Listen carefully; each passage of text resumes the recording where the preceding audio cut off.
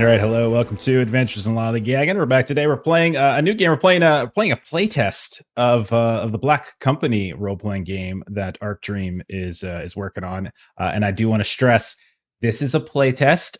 All these rules are still under development. None of this is final, etc., etc. They were kind enough to put these rules out for people to take a look at. So we're taking a look at it.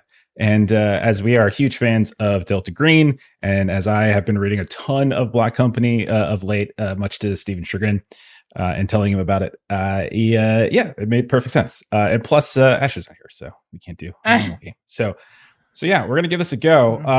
Long, who is your favorite character from Black Company? The lady. Okay, excellent. Maitre, who is your favorite Taken? From I was gonna say the lady, but okay. Actually the Dominator. Well, Lady and Dominator, they're not technically taken, are they? But like that's close enough. Yeah. Isn't Dominator taken? Well, the 10 that were taken. There's the 10 that were taken. So I'm halfway through the series. So I mean, okay, yeah. Well, the 10 that were taken. For those of you who are unfamiliar with it, just geek out really fast.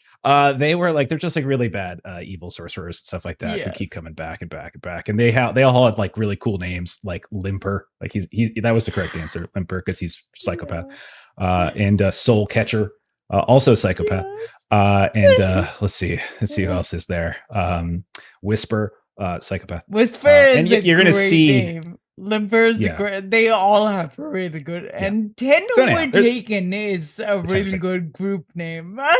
It's often just short to the Taken, but yeah.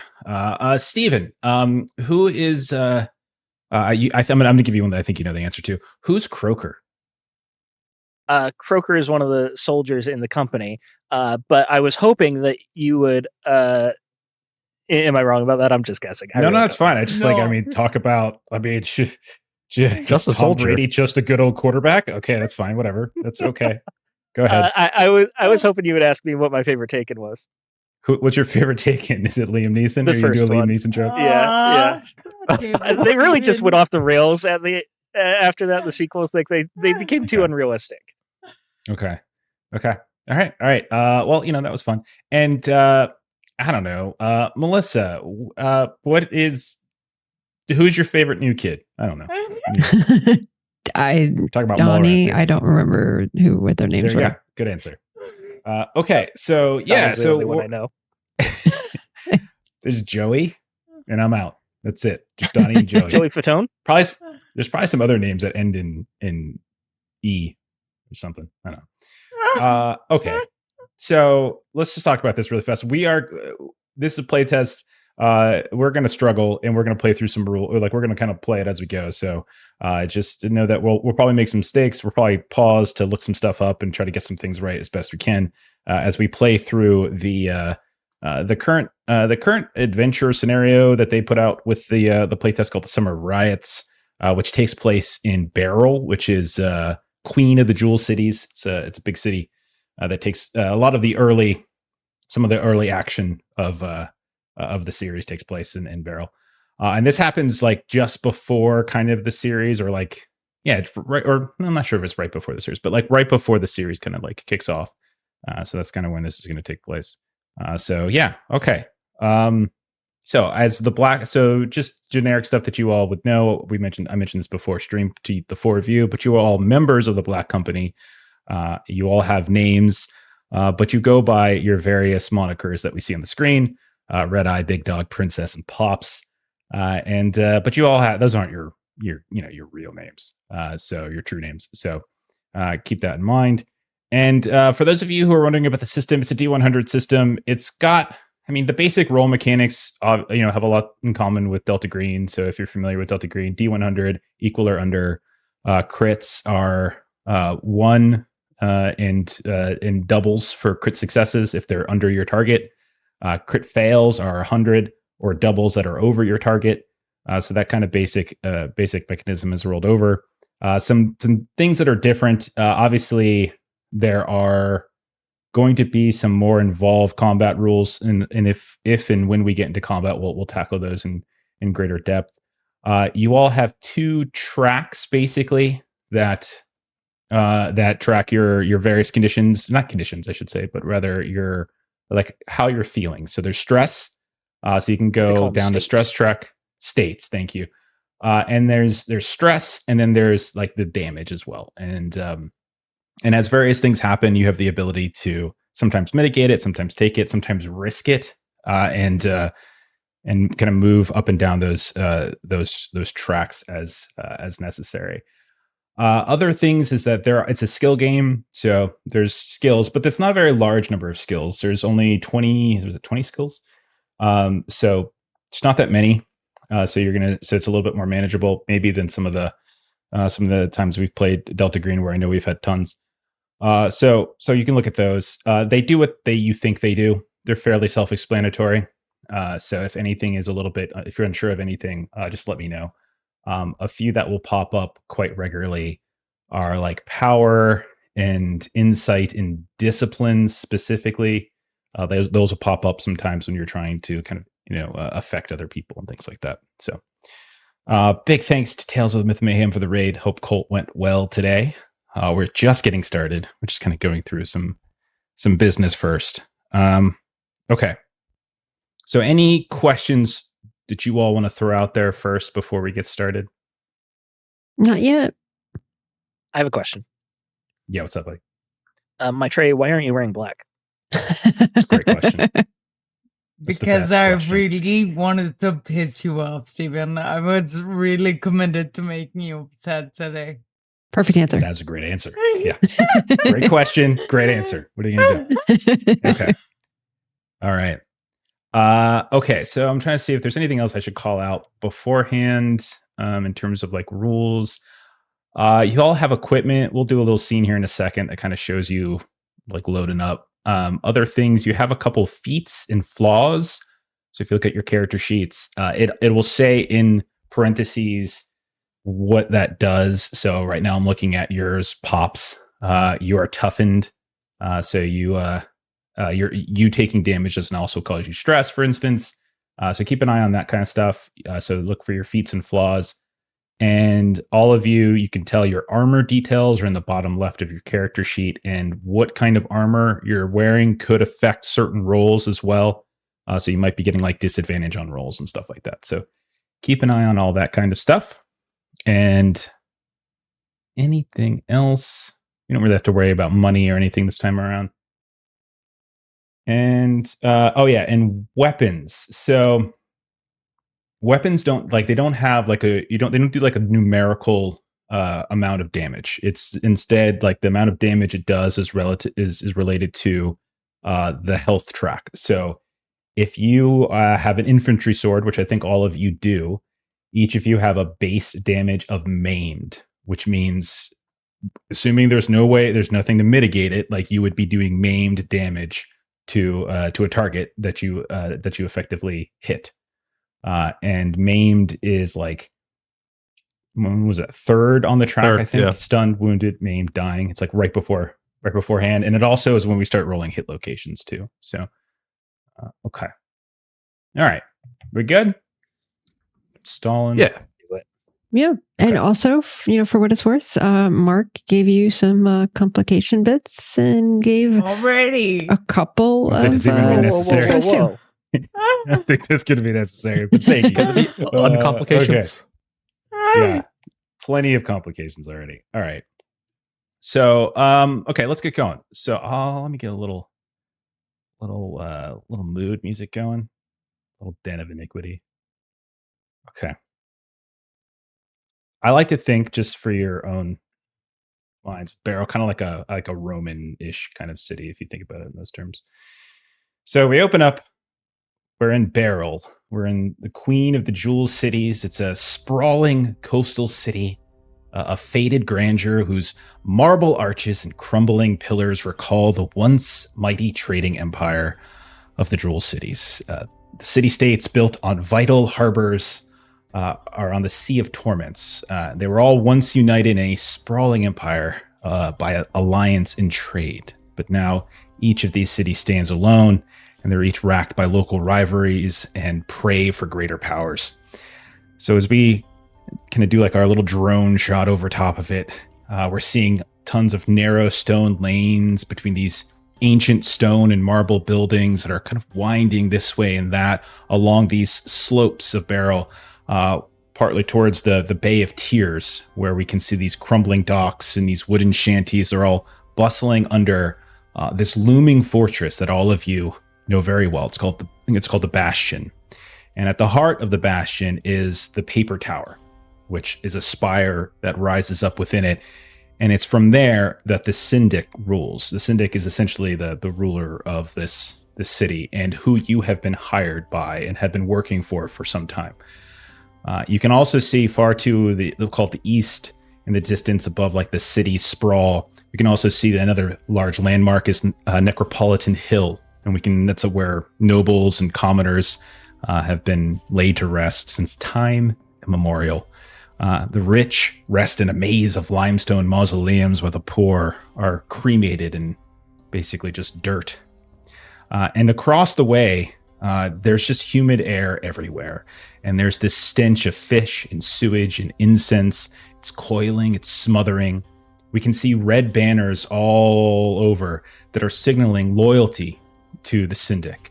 But we also see, as we peer in some of the darkened courtyards and corners of these streets, and some windows and such, we see these blue marks to suggest defiance, as the city of Barrel has long seen conflict between a group known as the Reds, who are the current class that's controlling it, and the Blues, which stem from kind of an ancient ruling class.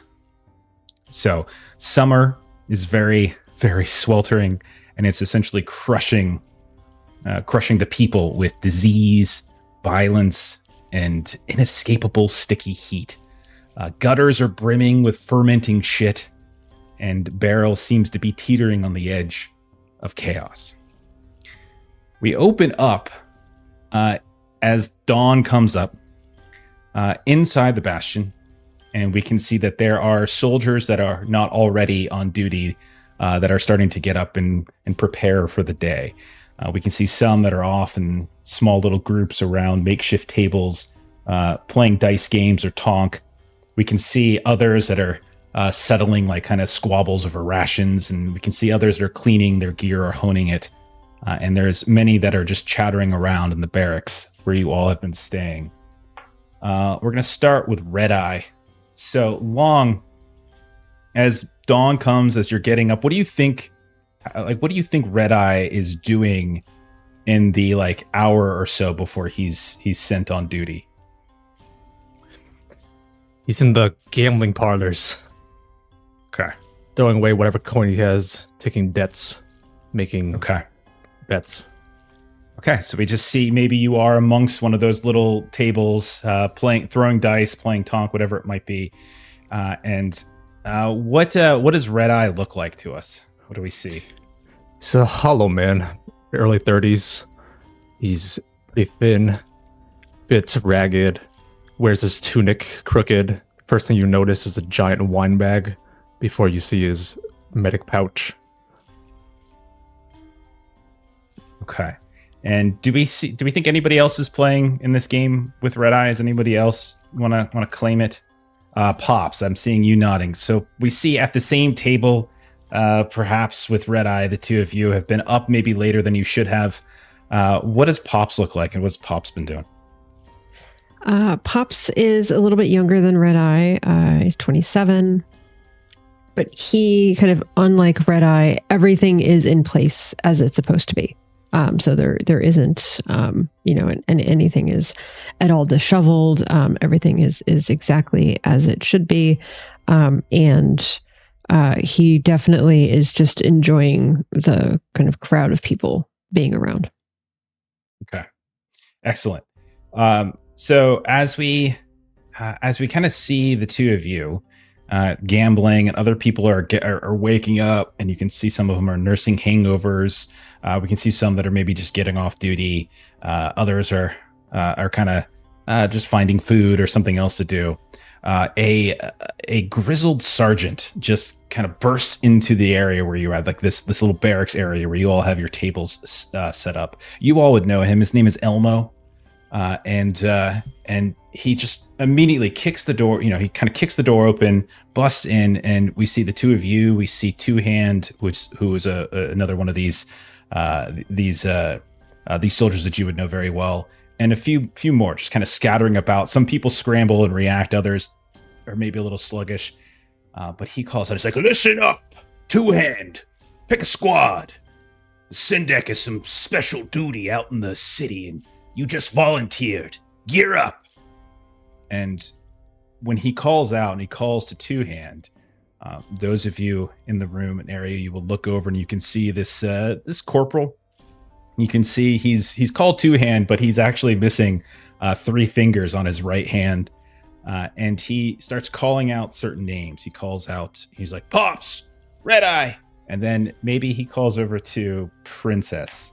Yeah, Princess. What is Princess doing when Two Hand? So Princess would be in one of the sandboxes in there. Okay. He's a big burly man with a big bushy beard and a mustache that's very, very wild. And it's so overgrown that it like covers his mouth so you can't even see it. Okay.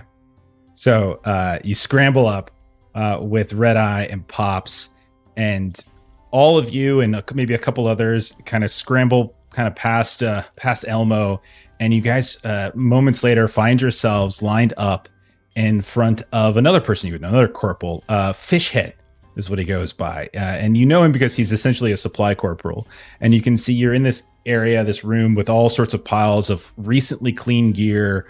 And he, unlike the rest of you, is a Barrel native and has no trouble with the heat. Everyone else is constantly wiping at foreheads, there, if you have hair kind of dripping every now and then after duty, when you peel off like your armor, whatever you're wearing underneath is just soaking. But he seems to have no issues, and he kind of starts kind of pointing out to different people's, like to different sections to kind of pick up your kit. And he's like, "Don't overburden yourselves. You don't want to. You're not setting up camp out there." And he says this specifically to Big Dog. So what does Big Dog look like, Maitre, as you're like going through some of these piles? Big Dog is what everyone calls her, but it is a sarcastic nickname. She got a medal once, like a long time ago, for some uprising she doesn't even remember. But the brass printed on her, and soldiers are nothing if not committed to a bit. And so they call her and have called her Big Dog, sort of teasingly. She is a short, stocky woman, black hair that's cropped, dark, brown skin. It has like a butcher, sort of like thick, scarred all over. And she is just kind of grinning at this thing that she's been asked to do, because she's very much looks like someone who will like break her teeth on the enemy and come back grinning. So she is spoiling for a fight. But as soon as he says don't overburden yourself, she's like, yeah, no, my back's been giving me grief again, but I can manage them, I'm sure. And so maybe he like picks up like a chunk of like medium armor, like he just kind of hands it over to you, kind of starts strapping it up. And if you all look for a moment at your character sheets, we'll say this is like your loadout moment where many of you are taking various weapons. So if you want to just kind of call out like what you're carrying in terms of like armor and weapons, like as you're kind of strapping up and gearing yourself up. So Big Dog, we'll start with you and we'll go in reverse. So I already mentioned you're kind of strapping on your medium armor, but what other things do you think you're taking from this area? Definitely a dagger, because she is kind of mean up close, and a crossbow because she will shoot well enough to earn her keep. Okay, we get a couple bolts with that, and everyone effectively is getting like this infantry sword as well, kind of scabbering it up. And then next to you, we see also kind of going through these bits of equipment, we see Princess. So Princess, what are you loading up? Yeah, Princess drops the Tonka truck they were playing with in the sandbox. and then they put in a dagger. I've got an infantry sword, a shield, and medium armor. Okay. All right. He thinks he's really clever. So all of you listen. You said there were Tonka trucks. I'm just going with it. Tonk. It's the I'm name of the yes-anding. game. Yes, ending. There's no Tonka. You're the worst. Okay. Yeah, so you grab one of the shield. I think the only person without a shield is probably Big Dog. Okay, and then Pops, what are you grabbing? Anything? Yeah, anything else? so Pops has got medium armor, shield, dagger, infantry sword. Excellent. And then what about you, Redeye? I've got the same gear loadout. The only outlier is my medic pouch. Okay. You are the medic. You're the one who can do first aid and such, correct? I think. Yeah. I think you've got. Okay. Cool. Yeah, I also have a first aid pouch. I was so- gonna nice. call out. I had one as well. Okay. Everyone's got first aid. Okay, everyone be the medic. I'll be the No, drunk I'm instead. I've got a definitely giant white the pouch. medic. So while you guys are loading up, and while you can see some of the soldiers that were already on duty, maybe through the night, are coming back and kind of putting things that they might have taken, or you see others that are working. You all kind of been hearing some whispers, some rumors, some things that have been going on. I'll say, let's see, I'm just going to give these to random people. Pops, you're like standing next to, as you're kind of strapping on your medium armor, maybe there's like a small little rip in the buckle and you're getting someone to help you with. You see these two really young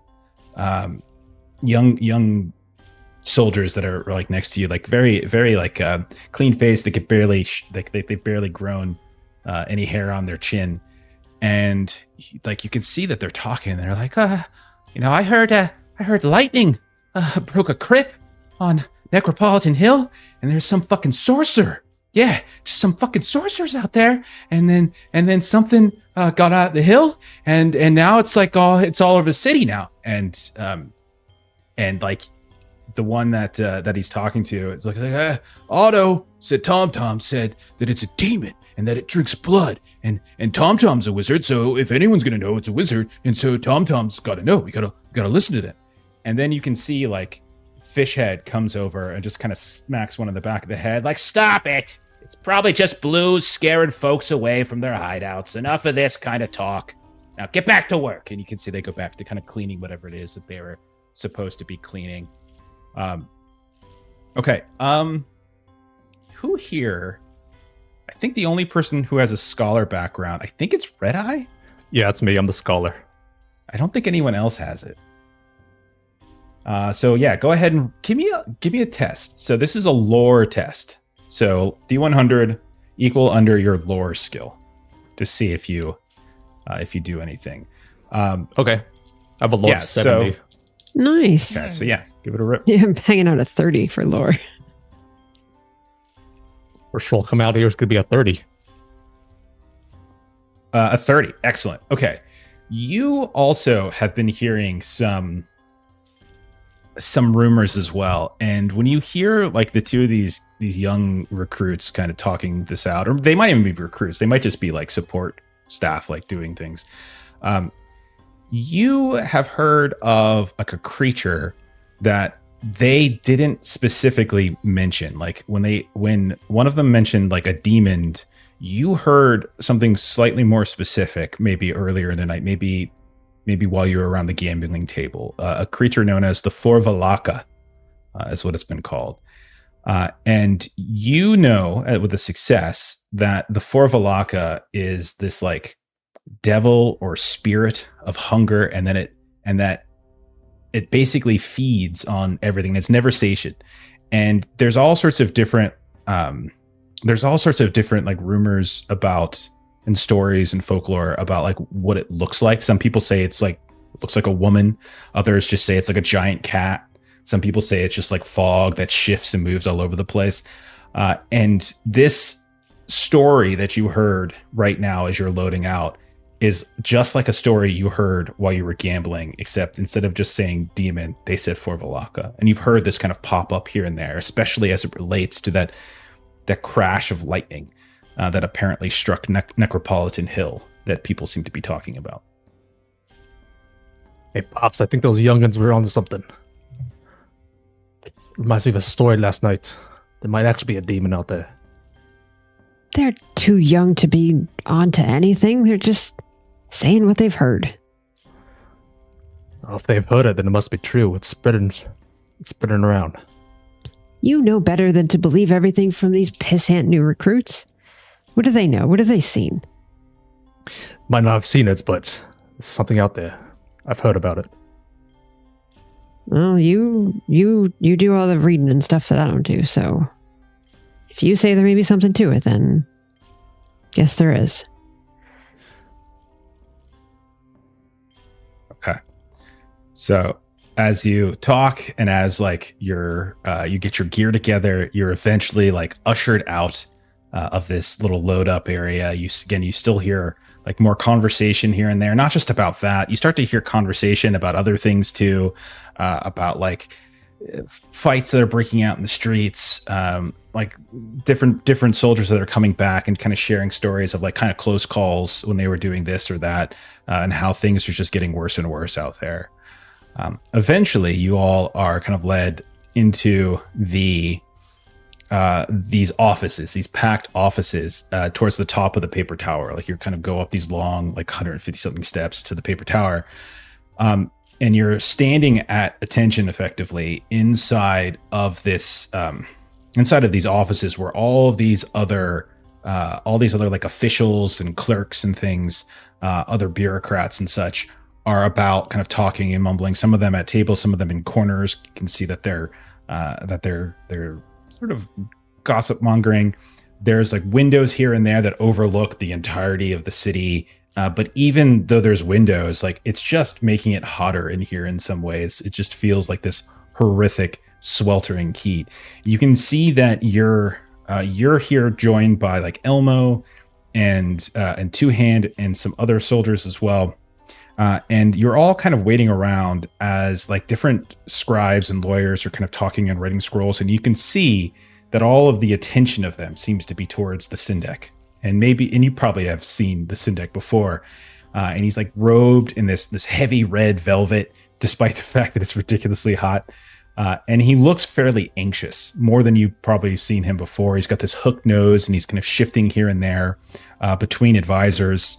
And you kind of look around and you can tell that like there's a nervousness in this room that is kind of palpable more than you probably are accustomed to. Let's see. Who do we want to do this with? We can say who's got good soldiering? I think all of us Pops does. 79. I'm 80. Okay. Because I got a 1-up me on Melissa. that 50. Okay. Princess, give me a soldiering test. All right. 37 under 80. Okay. So while all of this is kind of happening and you're standing at attention and you're just waiting your turn to be addressed by the Syndic, like you're just kind of waiting. And as you all are waiting, like other people who are visiting him for different reasons are kind of getting this exchange. You get the opportunity to just sort of step over to the window and you feel this warm breeze hit you, which on the one hand feels almost good, but then it doesn't. It just feels warm and warm and warm. But when you look out, you can see that what these two whispering bureaucrats who are just standing by this window and now will kind of walk away from as you approach, what they were talking about, because you overheard them mentioning something about a ship, right? And like then you hear from the other side of the room, the Syndic kind of hisses and almost like violently like shoos away this clerk and says, "I don't care about some ships. There are hundreds of ships put to harbor every day. You might as well tell me about each coin changing hands at the market." But as you look out, Princess, and you look and you see like this huge like the huge harbor itself, and then you can see Fortress Island about a mile or two away. You're so high up that you have this amazing view. And you see a shockingly huge ship that is moored right off the island. And it's got this like black hull, and it looks like it has maybe 5 banks of ores, which seems absolutely impossible from shipbuilding perspective. And it has this huge black sail. It's not struck, but it's somehow like not moving at the same time. Like you can see it's actually moored. And there's this glittering silver skull with jagged fangs and no lower jaw, and like this red eye flickering in one socket. And it's just kind of standing there. And you can tell now as you step up and you look that this is what some of these like bureaucrats were looking at and like gossiping about here and there. The skull, is that like is that like the cabin area, or is it like the prow of the boat? Oh, it's I think it's on the sail. Sorry. Oh, okay. And they're specifically talking about that boat. Yeah. So, like if they kind of step a few steps away from you, but you're still kind of just, standing almost at attention, like looking like you're doing your job, but able to see and kind of listen. And like you hear one of them say, "It's a warlord's vessel, if you ask me. Black sails in a skull. That means plunder." And the other one's like, "5 banks of oars? Who builds like that? It's too big to hold together." And you see this like they definitely seem very panicked about it. Big dog, you see that out there? I do. Don't talk too loud because they'll make us do more work. But if you look out there, there might be some gold on there. Whoever owns that ship has to have quite a bit of money. They're not going to travel without it. I mean, it's a wasted, not at least. Check it out. Maybe that's the trouble we have to fix. I mean, it sure looks like trouble. Yeah, it does, right? We should look. I don't know if we have to fix the trouble, but it doesn't mean that we can't make money. But I think you're onto something, Princess. It's worth checking out. As long as it's not too much work. We'll take a look at it. So as the two My of you, back's killing me, but I can figure it out. as the two of you like talk and linger, like you suddenly realize that there's this baleful glare being directed at the two of you by Two Hands, who's like your commanding officer immediately above you for your squad, right? And it's like looking at the two of you and like staring you down, and you realize as you've talked and lingered at this window, the rest of the company is kind of advanced further, and like you're supposed to be with the group, and so he kind of stares you down, making it very plain to get the fuck away from the window and get back in line. Oh, Jesus. Absolutely does. Kind of a nudge. Don't want to be a soldier that sticks out, because that's how you get more work. Yeah. Exactly. She'll nod, Princess. She feels the same. And so as you two get back, like in your position, it's at this point, like the Syndek finally turns to Elmo, the sergeant of, who originally called upon. Like he's not the type of person you would speak to directly as much as Two Hand, right? But like he is somebody you would know. But the Syndek finally turns to Elmo, and the voice is kind of quiet, and like that anger he had just flared at the clerks quiets down just ever so slightly, and he's like, "Ah, yes, Sergeant, my daughter Sabrina, she's been pestering me about her lessons. She needs an escort to the conservatory in the Poets District, and I don't want to hear any more of this superstitious Forvalaka nonsense, you hear me? I need you to assign whoever it is, or however it is that you do." And like Elmo is professional as ever, just kind of nods like, "Yes, sir," etc. And like you see as the Syndek motions, this young teenage girl steps out from the shadows, and she's fairly plain looking, but she is pampered in like these like gaudy silks and jewels, and there's probably more wealth draped atop of her than you all have in combination. Like you probably have not had that amount of money based upon what she's wearing. And you can see she kind of steps forward, and she just says, "Try not to bore me, please," as she stares at like Elmo and then at Two Hand. And then you can tell, those of you who are watching Two Hand, that Two Hand's face suddenly shifts and changes as he realizes what his task and what your task is going to be. So as like a little more conversation continues with like Elmo and with Sindek, but nothing in great depth.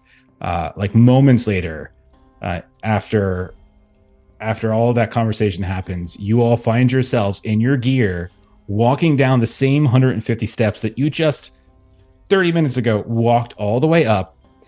And not only that, there are servants that are carrying down Sabina, which is the name of the Sindek's daughter, on a litter and are carrying it down. And a little while later, you all are in the courtyard of like the Bastion. And you can see you're kind of getting ready to depart. We can see like the carriage itself. We can see it's got like these like the litter is rested. She gets out of the litter and then into this carriage that's awaiting her, where these two fresh looking horses. There is like a kid, a teenage kid. He's got like a little cleft palate. You all would know him as you've seen him before. His name is Kalut. And he kind of has done some running and stuff for you. So it's possible each of you would know him to one degree or another. And like Elmo kind of stops everyone as there's like 30 other soldiers around here. And he just starts assigning them. And basically what you guys learn is that the there's the fourth of is being sent to the rubbish gate, which is a gate elsewhere, like to the northeast side of Barrel, to do just kind of basic protection duty. However, you all have the honor, along with Two Hand as being in charge, as the squad that has been dedicated to being Sabina's escort to the conservatory. Okay. So this is all sort of happening. And as you're marching out, as you can, actually, I would say first the 30 odd soldiers leave before you. And like you can see Sabina is like, as her litter is coming down, is getting loaded up into her carriage. And then shortly after that, not too long, you all begin, the gate opens up in the Bastion, and you all begin to press into the city of Barrel. Now, I dropped for you all, Discord, their kind of hex map of Barrel, if you want to take a look. On the western side is where you are starting. You're on the Bastion, and you're moving along a street, a boulevard, a very renowned, wide, busy boulevard known as the Avenue of Syndics, and you have to travel eastward. Now the problem is, this is an enormous city. It's a couple miles away, but it's forever away because of the crowd that you're putting through. Like there's riots, there's protests, there's just people in the street. Everyone's anger is flaring up purely from the heat. All of these are kind of happening. And so as you're leaving, you see kind of standing above the gate, the captain himself, who's just got this old bear of a man, silver haired, kind of just staring down at you. And maybe you look up, maybe Two Hand gives a little nod, and the captain gives one back.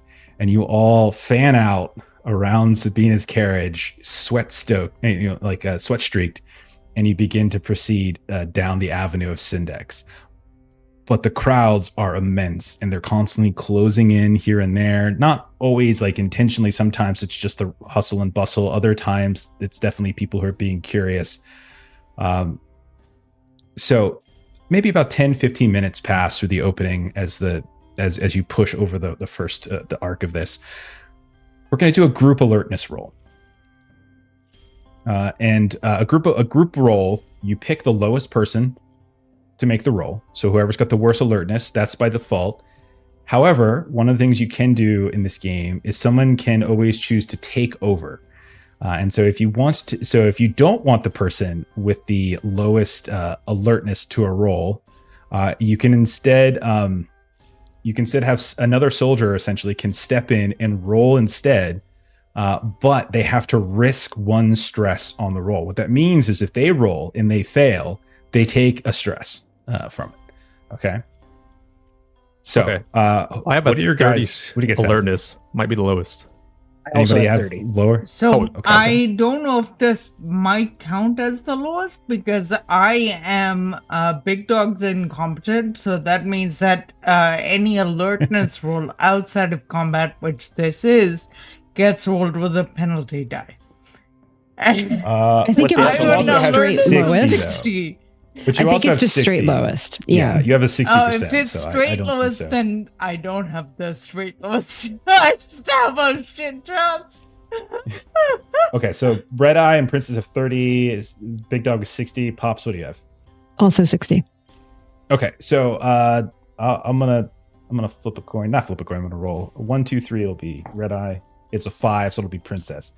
Okay, so Princess, you're gonna do the roll unless somebody wants to take over.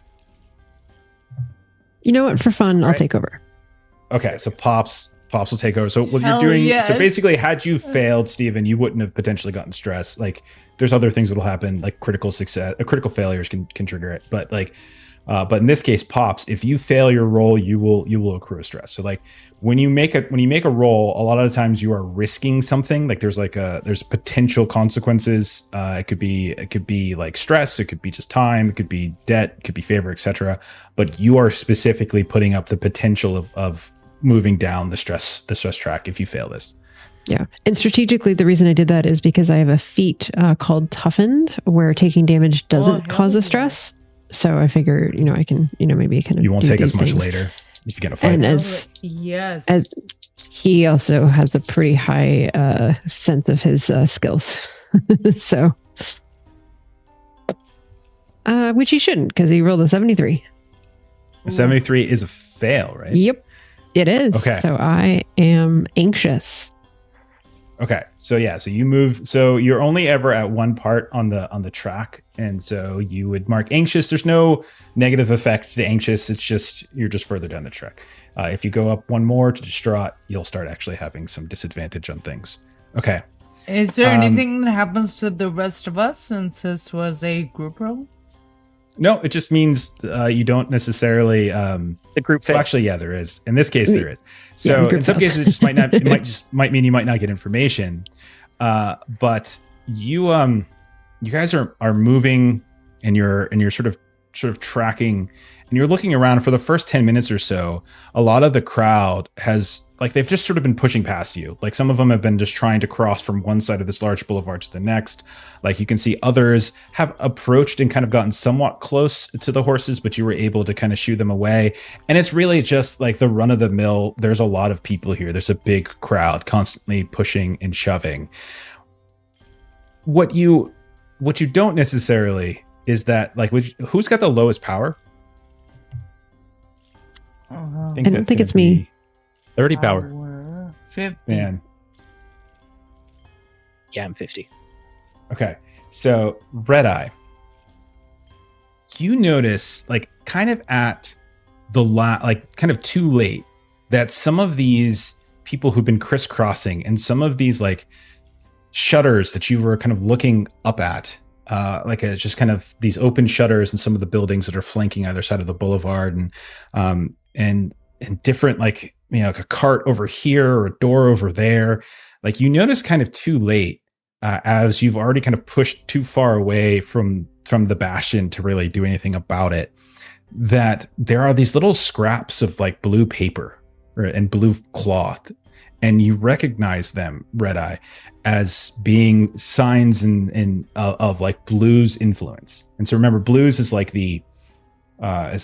reds are supporters of the Syndek, and blues are kind of tied to this ancient ruling class that is trying to kind of sort of regain power in a way, sort of, but they're not known to be particularly strong or anything right now. But you can see now a preponderance of blue, much more than you thought. And the last time you were out on the avenue, you didn't see all of these different pieces of cloth. Go ahead and you gain a stress as a little bit of fear and anxiety starts to swell through you as well. Something's going on here. How did we not see this before? We've had our eyes peeled the whole time. What the hell? What are we talking about? See what? do you not see all of the blue? And Pops will just sort of like pick up some that are around and just sort of kind of toss them at Princess. And Big Dog just points out stuff without touching it.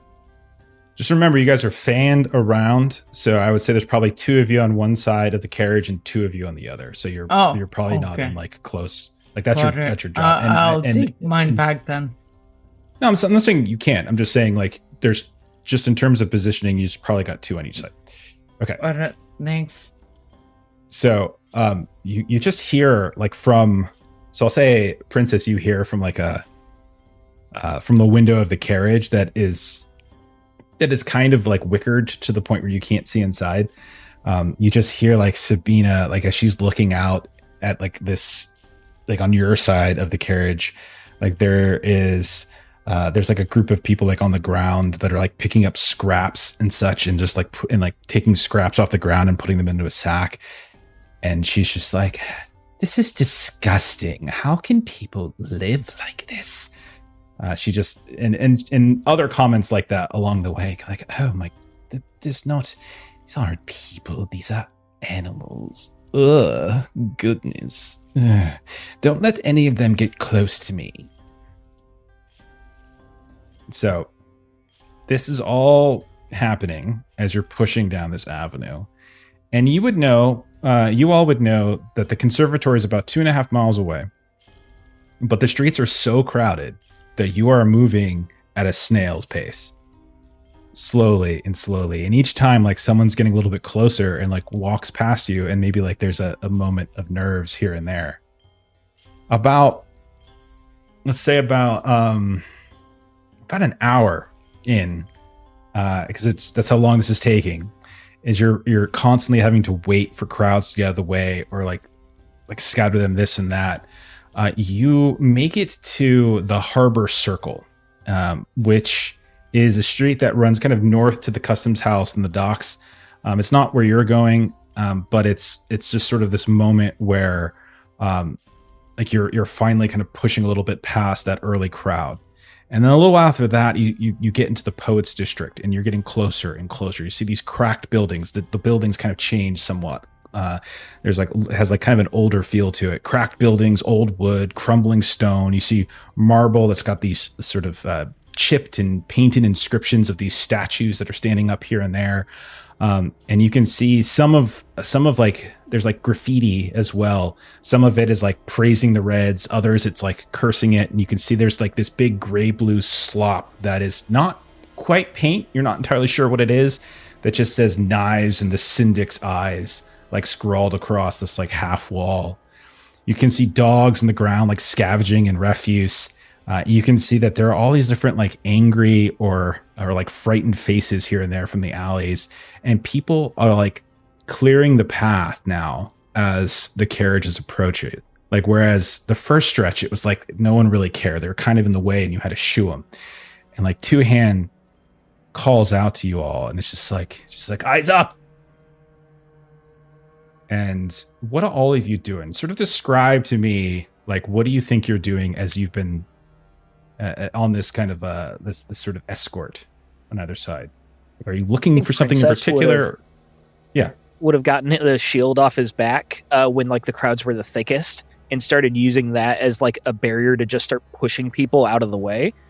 So now that it's gotten crowded, I think he would be like towards the front, like still with the shield, like ready to push people. If anything, he probably thinks that he scared most people off, and that's why the crowds are parting now, because he was up there, barking at people for so long. Good. Okay. So it's working for you. Everything you've been doing is finally working. It only took an hour. What about Redeye? What has Redeye been doing as you've been pushing through these crowds? The higher ups had us gear up and babysit.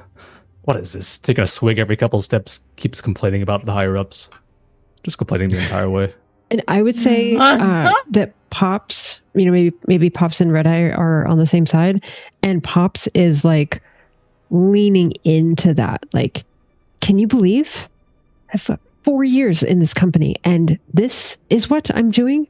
A teenager, so that she can go take lessons? This is what we're doing? as you say that, you see that the window that she has, like the little shutters of her carriage, she's basically opened up ever so slightly. And you can see she's just tossing scraps of food out onto the street where all these little sickly dogs are kind of running around the carriage. And like, this is food that like, it's like worth a week's coin. Like it is like a lot of food. It's just like the best of food that she's just throwing it onto the ground. These dogs are coming around and picking it up. And this is all happening like right behind Pops's head as like you kind of call this over to Redeye. And like the dogs are just running here and there. This just waste of our resources. And Pops is doing this intentionally, so just to kind of call out something in the game. So I had picked up some stress, and I'm not saying that this is gone already, but one of the ways that you can lose stress is you can pass along stress by bonding or complaining. So yes, like not that I'm mechanically looking to do this, but like I could give my stress to Redeye by complaining so much about the situation. Yes. Yeah, and I give it back because I could do the same thing. So we just keep passing the stress back and forth. So the two of you are just completely bitching and Just bitching at each other. Company We're like morale is Goblin at an One Eye. all-time low. It's just like Goblin and One Eye. It's great, except without the sorcery. Okay, Pops, give me a soldiering test. As you're pushing through this area where like everything suddenly seems to be moving so much smoother than you had been before. Big Dog is up front with Princess. Okay, As well. so the two of you in the front, and we'll say Redeye and Pops are in the back. That makes sense. Cool. Yeah. How did you 35 do? under 79. Nice. Okay, so as you're saying this, and as like Two Hand, you're the person who's like leading your squad, and as he kind of calls up, eyes up, and you're looking around, and like you're briefly distracted by the throwing of the food out the window, you start to notice some strange patterns. You actually see that there are people that are in like the second stories. And you can see when you look up there at first, like at first glance, they just look like half-starved people, like they're sort of sickly looking men, and they're all watching. But then you notice that many, if not most, are wearing these blue sashes, or they might have like a badge here or there. They don't have any weapons, but any of them could perhaps have a crossbow. Like you can only see like their torsos here and there. And you also notice that there are in the alleys like all these like angry, kind of frightened looking faces. And once or twice, Pops, you notice like a little hand signal or a look between the people up in the windows and the people down in the alley, suggesting some kind of coordination. And like one of them even nods. And then as you look up at the one with this blue sash, like you catch the eyes of that man. And he's got this sickly looking kind of gaunt figure. His eyes are fairly hollow, but he's looking at you right in the eyes, and he cracks this thin smile. So I'm wondering if there's something that I can try. So something that you can try to do is attempt to compel PCs or NPCs. So I can like roll a discipline test to try to like command. So I'm wondering if I can kind of try to get them to like cut the shit. So basically just sort of like yelling at this individual and just saying, we have precious cargo here. I see what you are doing. You are all to cease any and all hand movements at once. This is unacceptable behavior. This is for the safety of the Syndic's daughter. Okay. This is going to risk time. And it also risks stress by the rules of the game. I'll say it. Okay. By the rules of the game. Okay. Yeah. This could potentially slow you down. Okay. Go ahead and give it a roll. Okay. So my discipline is 80. So. Oh my gosh. I rolled a 97. Okay. Never tell if it's a good or bad. Oh my gosh. Right? She does that stuff all the time. It's like, oh, yeah. Okay. So I risked stress to do it, which means that I am now distraught. Okay. Because they don't seem to react to you in any way, shape, or form. The smile gets wider. And then we said Redeye is in the back with you, right? Yes. Redeye, give me an alertness test. While Okay, she's saying alertness this, while Pops is calling this out. So, go ahead, Redeye. Sorry. Yeah, my 30 alertness, I rolled a 65. That is a fail. Okay. Okay. When you look over, you see her shouting both at these like groups of people that some of them have again blue sashes, blue badges. Some of them are up in these a couple different windows. And as she's doing it, they have like one of them almost like kind of has this like startled sort of look to them. And like, but like in like a pause, like they were just surprised. And now this huge grin. And then they all kind of just start laughing at the fact that this black company, this black company soldier who's supposed to be the meanest, baddest people in the world, it's just sort of like finger wagging at them, and they're just laughing and grinning and laughing and grinning. But you do notice that they point down towards you all, towards the carriage, and they kind of whisper something to each other, and then you see them disappear back into the window, where like you can't see them anymore. Back in line, Pops. Why are you yelling at civs? Did you not see what they are doing? They're planning something. Thing or not, out of your mind. Get back in line. It's beneath us. This is beneath us, but if anything happens, we will not even be able to get jobs like this. So while that's happening in the back, and you guys have been slowly moving along, and up front, Princess and Big Dog, and we'll say Two Hand as well, it's probably up there. You notice the Scudder Fountain, which used to be this very grand architectural like kind of wonder, except now it's like very long, dry, cracked. It's been repurposed. It looks nothing like it probably did, hundreds of years ago. But you know that it's been being used of late as a checkpoint along the avenue. And you can see there are all these different makeshift barricades, some loose timber. You can see there's like broken barrels and such. And you can see that there are 6 militiamen of the urban cohorts. Now, you all would know who the urban cohorts are. They're effectively the military, so to speak, of this place, of Barrel, right? That's kind of what they are. You all have been hired as the private bodyguard of the Syndic, but you have kind of found yourselves of late while doing your job having to basically reinforce these guys, these urban cohorts, and like train them because they're so poorly trained and they're so poorly disciplined. And so you've kind of had to have been helping them do their job. And so you would know who these people are. They do not like you. You do not like them, but you all are different parts of like some sort of attempt to keep order within this city, right? But the two of you see these 6 militiamen of the urban cohorts are standing there at alert. They're stopping travelers at these narrow openings where the barrels and the barricades come together. You can see 4 of them have these big spears, and 2 of them have these crossbows that they have. They're not pointing them at anyone, but they have them ready and like off to the side. And they have the red sashes of the Syndic, as you would expect them to be. And you can see like one of them kind of steps forward.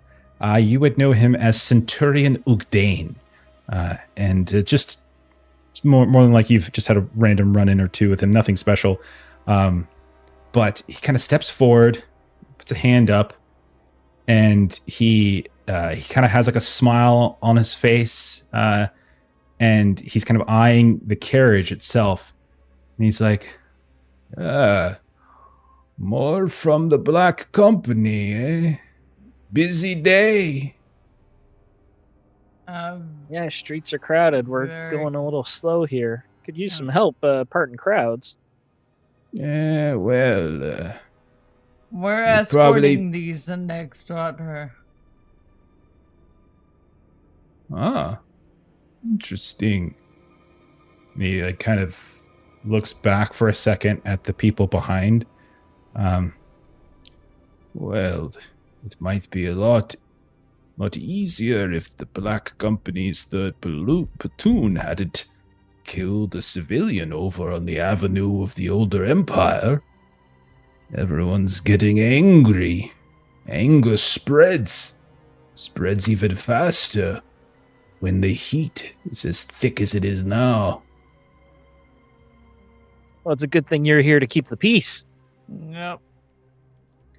Well, I'm afraid that we're going to have to inspect the carriage.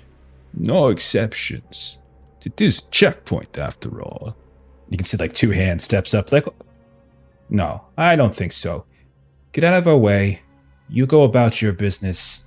We're going to go about ours.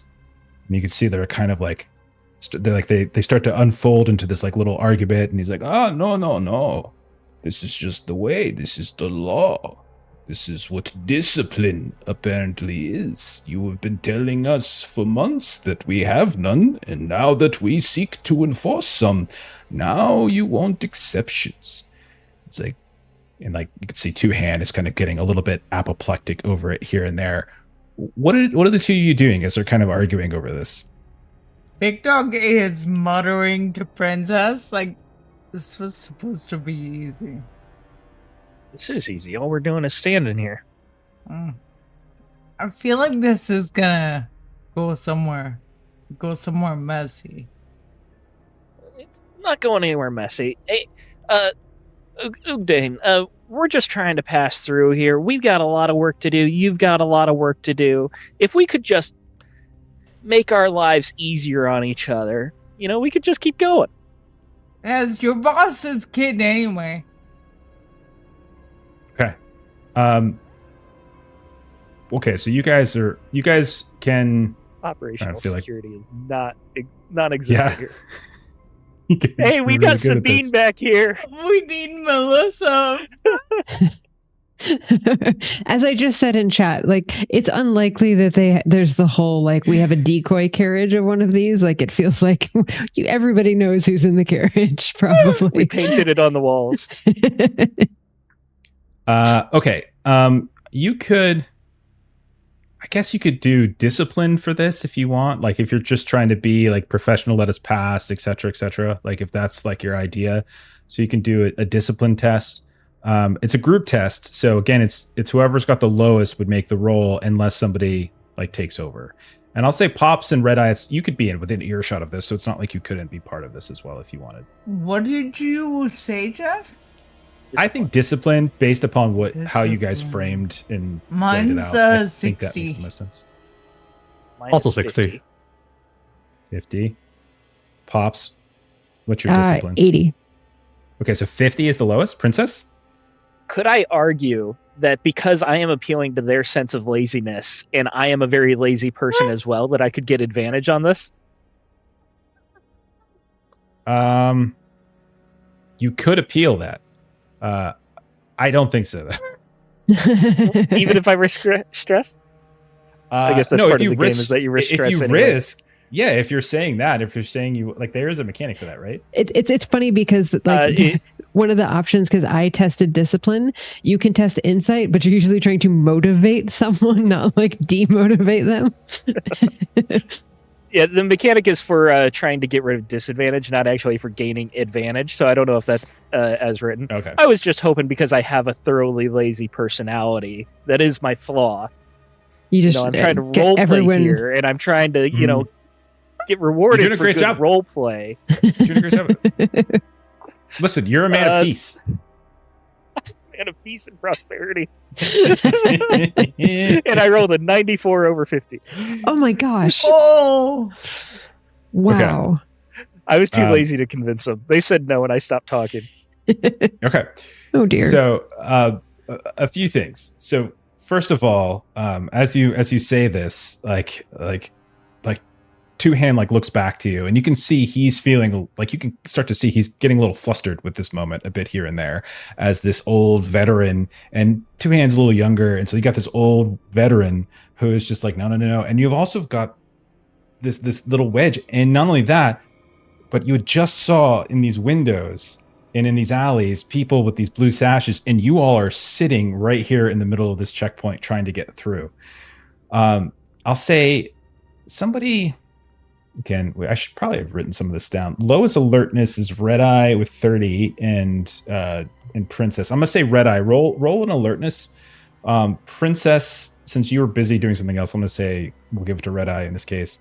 And unless somebody wanted to jump in and take over, remember the basic rule, like someone could take over risk stress and roll it with a higher alertness if you don't want the 30% of Redeye to be the one representing your group. I'm happy to try and take over, but I do have a disadvantage on my roll. Yeah. Because I'm incompetent, but rolling I twice love is the still a better idea chance of of her getting being just glib and kind of useless. How do you feel about that, Long? I'm okay with it if you want to take over. Yeah. Take the stress Okay, on so fail you're as well. risking stress. So you're risking stress. So if you fail, then you would take a stress. Sweet. Jeff, can I ask for my roll? Was I risking stress? Was I risking time? We didn't clarify before I rolled. I'm sorry. I have a fail safe for you in a second. I'm just doing a couple things Okay, at once. no worries. I just wanted to make sure I didn't miss anything. I failed with a 76 with my disadvantage. Okay. Presumably, we're counting this as outside combat. Yeah, you're not Yeah. not in combat. Yeah.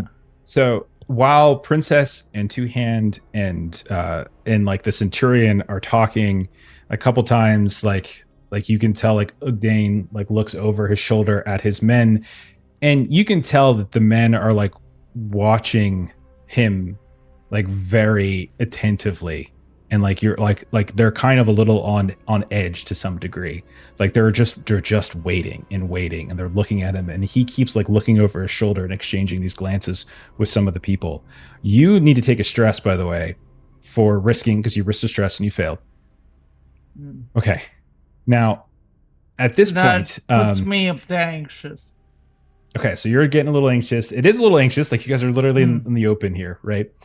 And the Centurion steps up, is like, well, if the Syndic's daughter can't be held to account for the rules that we put in place, then why should we expect anyone to follow those rules? Should the Syndic not lead by example?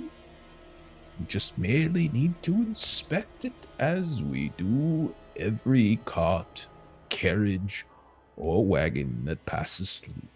These are very trying times, and you can just see like the Centurion is like insisting. You can tell that Two Hand is beginning to get very, very flustered, and he is like throwing his hands up, kind of looking back at you all with like this almost like a desperation in his face. Does anybody else try to do anything? I would say Pops, well, by rule, Pops is currently distraught. And so I would say Pops is just like, can we just get this over with? If you just need to examine it, then just examine it. Look with your eyes and let's get this done so that we can move on. This is not a good place for us to be. So just look, whatever. Let's get on with it.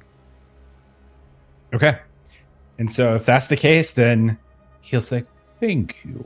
And he'll like walk towards the carriage, and like he'll reach out to the door. He'll slowly pull the door open, and then you can see like a little bit of a shock comes to his face as he sees the Syndic's daughter, and she's like, what on earth is going on here? This is absurd. This is unacceptable. Do you know who I am? I promise you, I will tell my father everything that has happened here about this effrontery and the soldiers, you lot. Failure to stop this. This is an invasion of my privacy. Now, get out of our way and let us pass. And you can see, like, Ungdane kind of starts to step back a bit, and he looks at his people, and he looks back at the carriage. Yes, go on. Let them go. Let them go. And you can see his soldier very unhelpfully snickering at the front. the soldiers, the guards, the cohorts kind of step aside, And you can see that the carriage finally, like Kalut, who was driving it, was looking very nervous, and the carriage finally passes through. And Pops would Okay. very quickly sort of like close the door, to the carriage, and again, kind of still distraught. Our apologies, ma'am. Our apologies, but our gratitude for accepting the intrusion so that we could move on. Your safety is of utmost importance, and remaining there any longer was unacceptable to our mission of keeping you safe. Careful, big As you dog. say She's this- coming for your medals. You say this through the window. Please stop polluting my ears with whatever it is that you just said. Your barrel accent is atrocious. Onward! She like taps the top of the carriage. Big So now dog the streets that we're calls moving her into a are empty? name in Berbelic. So yeah, you start pushing further along the Avenue of the Syndex. About another 15 minutes or so. The stone buildings are getting a little bit sparser. You're seeing, again, more, the further you're heading eastward and further you're getting into the Poets district, you're seeing a lot of the older stone is starting to be replaced with these like newer wooden ones. But as you're looking, Princess, you can notice that a lot of them are boarded up or they're blackened, like as if they were recently lit a fire from like riots and such. You can see a few are watching from the corners here and there. And like Sabina the whole time is like calling out, "This is unbearably hot in here. Can we please hasten?" And, Kalut does his best, but there's only so much he can do. Give me I need another alertness roll. So this is going to be either Redeye or Princess at 30. This one's going to be advantaged though. So you could potentially roll twice. Well, you haven't rolled in a while. Go ahead. Go for it. Okay. That makes sense. At advantage, my lowest is a 54. Okay. Too sober for this. So much scream when you lose a limb. Okay. So you are kind of getting distracted by like the shouts of Sabine or Sabina, and like Kalut is kind of coming around here and there. You've had that weird encounter with Ugdane at the checkpoint, and at a certain point, like you're all moving around, and Redeye, suddenly you're just hit by something. And you feel it hit you in like maybe the back of the head, maybe the back side of your right head, like whatever side of the carriage you're on. It's like coming from that way, and it kind of just like slops against you. It's not like a weapon or an arrow. It's just like this big hunk of slop that just starts to drench down the side of your face, and then you see it dripping down in front of you, and this big glop falls down. And then the rest of you notice suddenly from all of these different like wooden buildings and such here and there, these second stories, you start to see more garbage and filth and rocks are being thrown in your direction. And you look behind you and you can see not only from the actual buildings themselves the stuff raining down, but you're seeing like behind you, there's these people that are just hurling these old rotten bits of vegetables and cabbages and things like that. Okay. I need Shields up. Okay. Make sure I'm reading this correctly. So basically, filth, rocks, garbage are raining down on you. All right, first round. What the hell?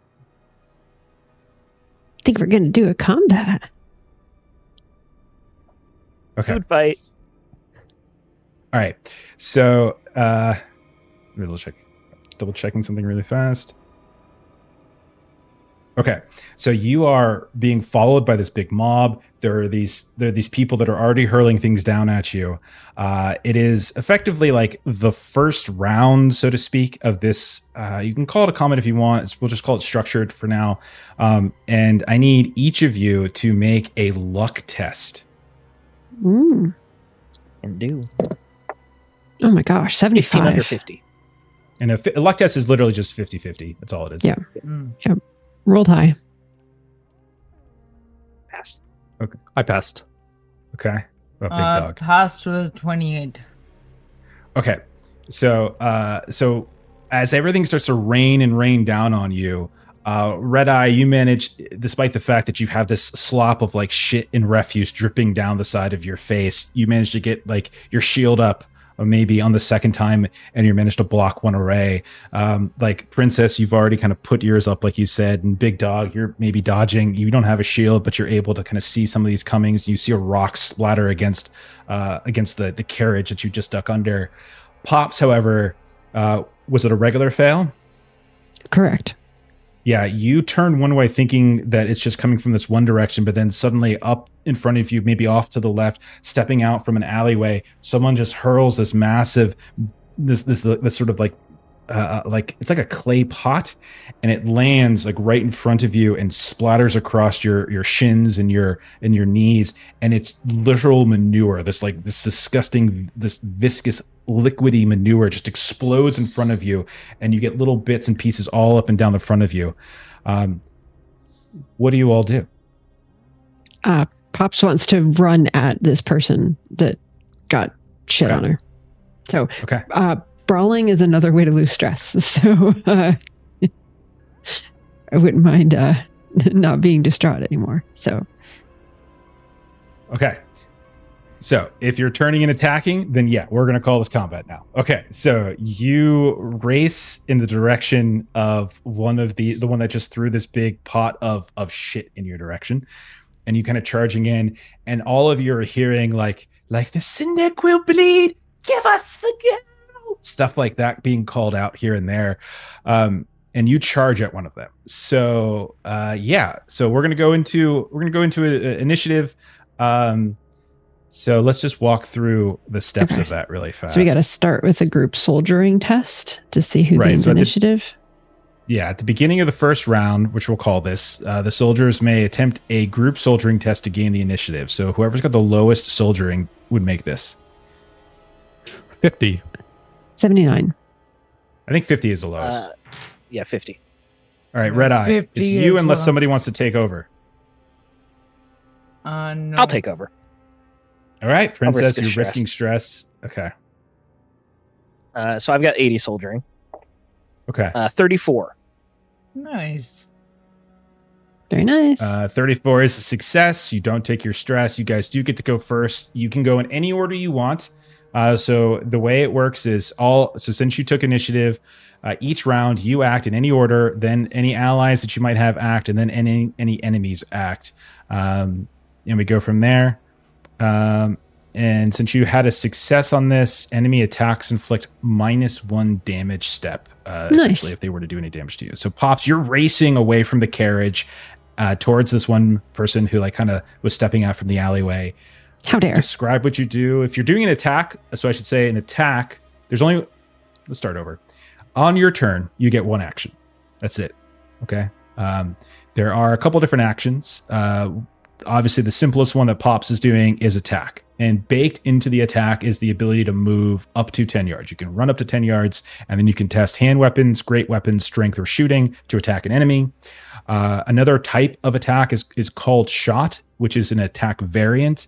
You have to risk one step. You add a disadvantage, but with a success, you would add +1 damage step to either, and then either ignore armor, or you get to choose a hit location. So it's just like a call shot, but otherwise it's the same. You could do aid another, so you could grant an advantage to an ally's next attack roll and increase its damage by a step. You could do first aid. You could do hide. You can't move on this one, and if you are not under attack, which you guys technically are because you're being rained on, you could potentially go stealth to go unobserved. You can reload. Crossbows, like what Big Dog has, require one action to reload. No one has an arbalest, so we don't worry about it. You can also seize initiative. At any point you guys lose the initiative, you can try to seize it. Sprint lets you move 20 yards, but you can't do that if you're sick, maimed, or encumbered, and you wouldn't be able to do anything else. Or you can do a gambit. Gambit is like that kind of all-purpose action. If you wanted to do something besides just attacking, you can grapple, you can interfere, you can try to disarm somebody. You can kind of just describe it however you want. And then there's a couple different ways to resolve that. So Pops, you're attacking. So you're racing Pops at this person. Yeah, and so I think the thing that fits kind of what I was envisioning in my mind is a gambit where I would be testing strength to knock the target down. And so that's kind of what I'm thinking would make the most sense. That sounds kind great. of for how this is described. And so it literally just she gets like her lower legs are just covered with like bits of this clay pot and shit, and she just, how dare, have some respect. And he just goes like right at this individual that kind of threw this at him, and not pulling a weapon out, but pushing, testing strength to knock them over. Okay. I just can't roll in this game. I've got a 65 over 60. Okay. So that is a fail. Okay, so you go racing up, trying to knock them over, but as you do, they're able to kind of stumble back a little bit further into the alleyway, and you can see that they are not alone.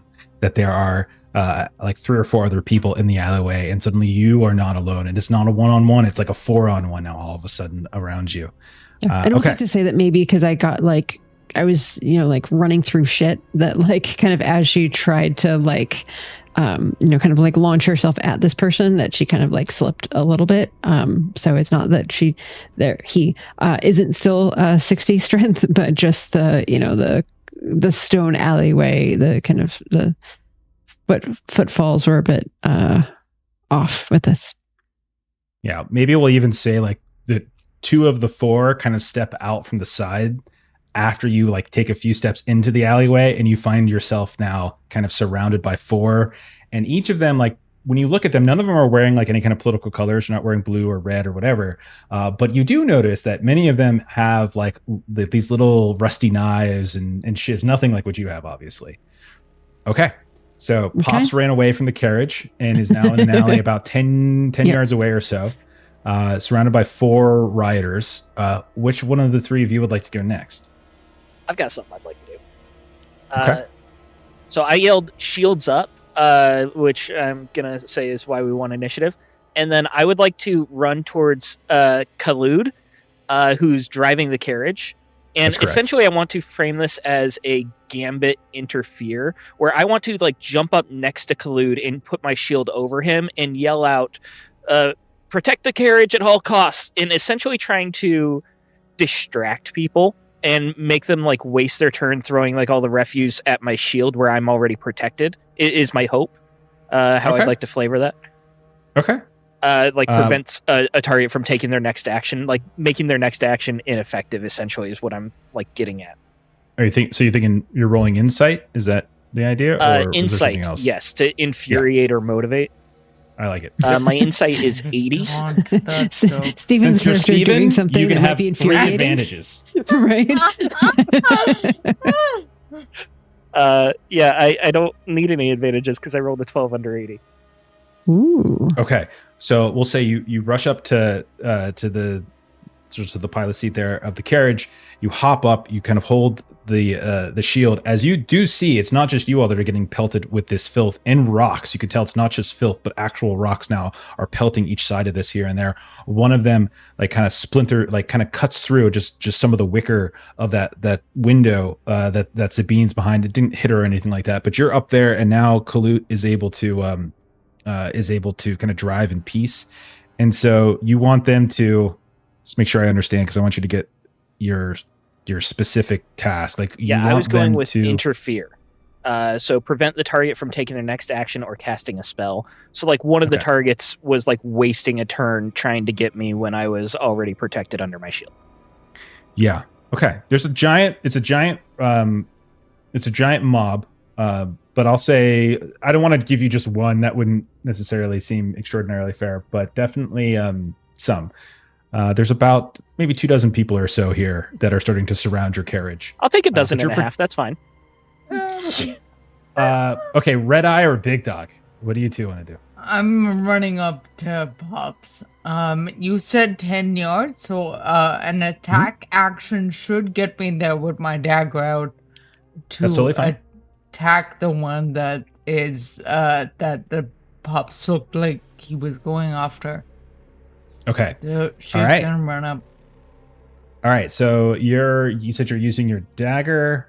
Yeah. So your Big Dog. Okay, so this should be a hand weapon roll, Yeah. which is 80% for you. 80 for me. Yeah. That is 39. Success. Okay. Sure. Hang on one second. Just looking. All right. So what is the... Oh, you also get an advantage. Do I get an You get an advantage just from one of their traits because they're ordinary. 39 so you can roll another one, best. but you could still get a crit. Crits are important. No, I rolled again. 39 is better. Oh, okay. Okay, so you hit. You're using your dagger, which has what damage on it? Dagger It's is wounded. Okay. These also have green, which means you add +1 damage step to each hit against them, which means you're going to maim them. So you're going to rush up and maim. Yeah. Okay. Hell, big roll dog. They're just normal people. Big dog, She roll a can't do D10. fucking anything else. Literally incompetent. Roll a D10. 6. Okay. So you race up and you just stab one right in the stomach, right in the abdomen. Oh gosh. And so like you're racing up. There's 4 of them that are starting to close in on Pops. Like you race up on one of them. You're about to stab them in the back, but they hear your footsteps and they turn right around just in time for your dagger to go right into their stomach. And you just wrench through it. They have no armor. It's just clothes. These are just normal people. And you just rake through their stomach. Blood, guts begin to pour. And She then can they look kind at of the fall rest onto of their and knees. like, how important is this cause to you? And that's her turn. Yeah. Okay. Redeye. Let's shit slinging, are we? 2 can play at that game. I'll pick up the manure and rocks around the area and fling it back at them. Okay. You just want to throw some stuff? Yeah. Okay. Shooting, maybe? Shooting, yeah. That makes sense. Be shooting. Yeah, unless Oh, I there's have a 60. I rolled 11. That's a crit. Hey, That's a crit. crit. Yay. Okay, so I'll say if you're throwing a rock, rock a guy is with a rock? probably... What do we think rock would be? What do I have rocks. Hang on. So I have thrown rocks, which are stunned over here, wounded on a critical. So we'll give you what they have. Critical. Range is wound. 10 yards. Yeah. Okay, are you throwing at the ones that where Pop and Big Dog are congregating in the alley, or maybe some that are behind you? Or are you trying to throw... You probably wouldn't throw it to the ones at the top of you. You would have had a disadvantage on that. But like... the ones behind us have been throwing. Okay, so like The some that general are... mob direction. Yeah, they're and like you can see them chinning. You just throw a rock and you just get one right in the face. Okay, very good. You see like a little splurt of blood. And everyone don't And I forget recover that you stress can, for a quit, too. Right? Okay, very nice. Yes. Yeah. Critical success is one of the ways to lose stress. That's correct. Don't forget to check out your feats and stuff too. Some of them have like little special abilities with different weapons and things. So just keep an eye on that. Okay. So then finally, I think that's everybody, right? That's all 4 of you. Yes. Yep. Yeah. Okay. Yeah. So, so Redeye and Princess are still by the carriage. Redeye is in the back of the carriage, and throwing at the mob that is closing in from behind. Princess has jumped up onto the seat next to the carriage driver and is protecting him from getting rocks thrown at him so that he can still drive. Pops, Big Dog, you run off into the alley, and you're fighting a few of them. I'll say your 2 hands will go next, and you can see that 2 hands is getting a little bit nervous. And I'll say what he does. He's kind of looking around. He's like, "What? Get back! Get back to the kid! Protect the Syndex daughter! What's his wrong?" He's kind of calling out, but he's doing so in a way that sounds more panicked. And then he's gonna. I'll say he has a crossbow, and so maybe he'll pull out a crossbow, and he'll start to load it, kind of looking up at some of the windows of these boarded up buildings where people are throwing out, and kind of like eyeing them down, like he's getting ready to shoot at some of them. And then we come to. Okay, then we come to them. So, all right. Quick reminder that any damage that they inflict is -1 damage step because we had success on the initiative. Yeah. Okay. I just want to see if there's any special things that they do. Nope, there isn't. I checked. I mean, Yeah. there are, but a lot It's of them are Just poop. Yeah. Just poop. It maybe a little infection. Maybe some pink eye. Isn't poop bad enough? Okay.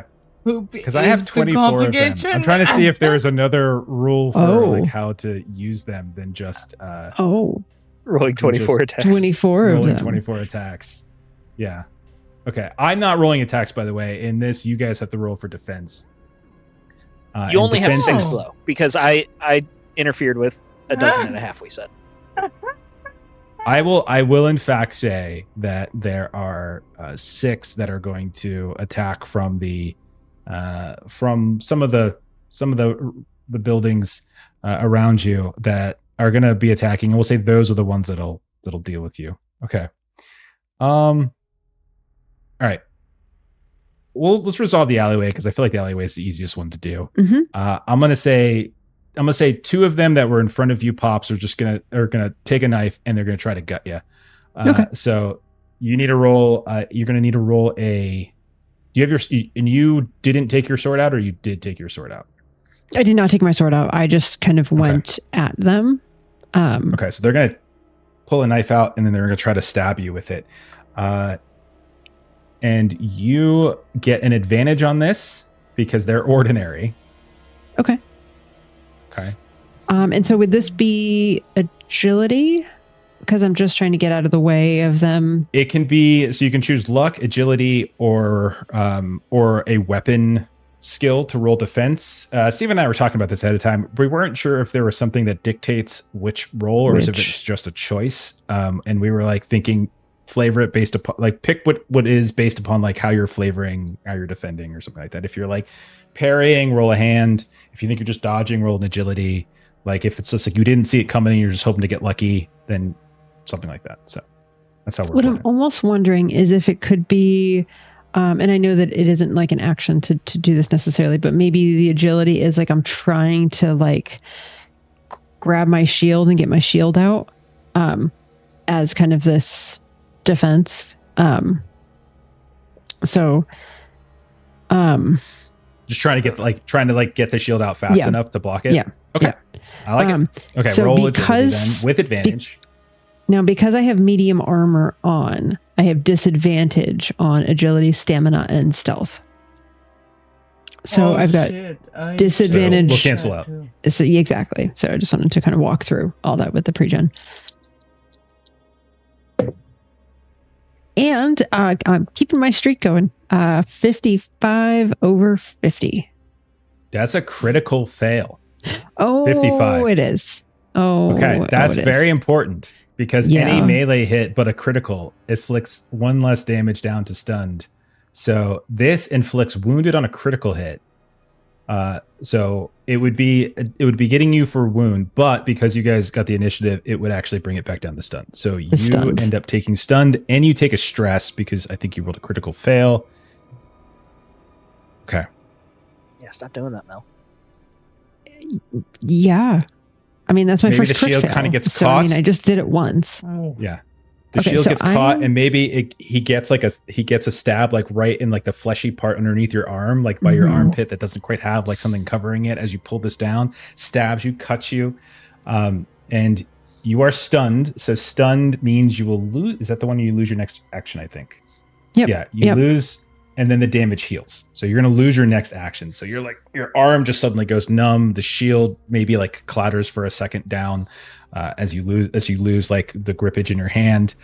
And also, Okay, and you took your stress. I took a stress, which means that I am now appalled, which means that I have disadvantage with all skills.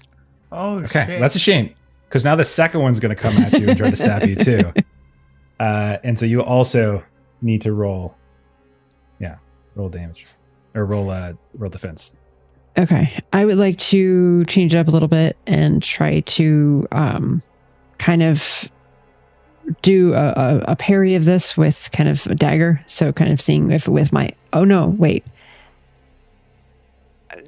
That's an interesting question because then I'm stunned. So I technically don't have a next action for myself. But then I Defense guess does not count as an action. Yeah, correct. Thank you. Okay, Sorry, I was looking perfect. at something else. Okay. So then with the other hand, I'm trying to like grab my dagger so that I can kind of try to parry with the dagger, which then I'm rolling an 80 for hand weapons. But I'm rolling at a disadvantage because of being appalled.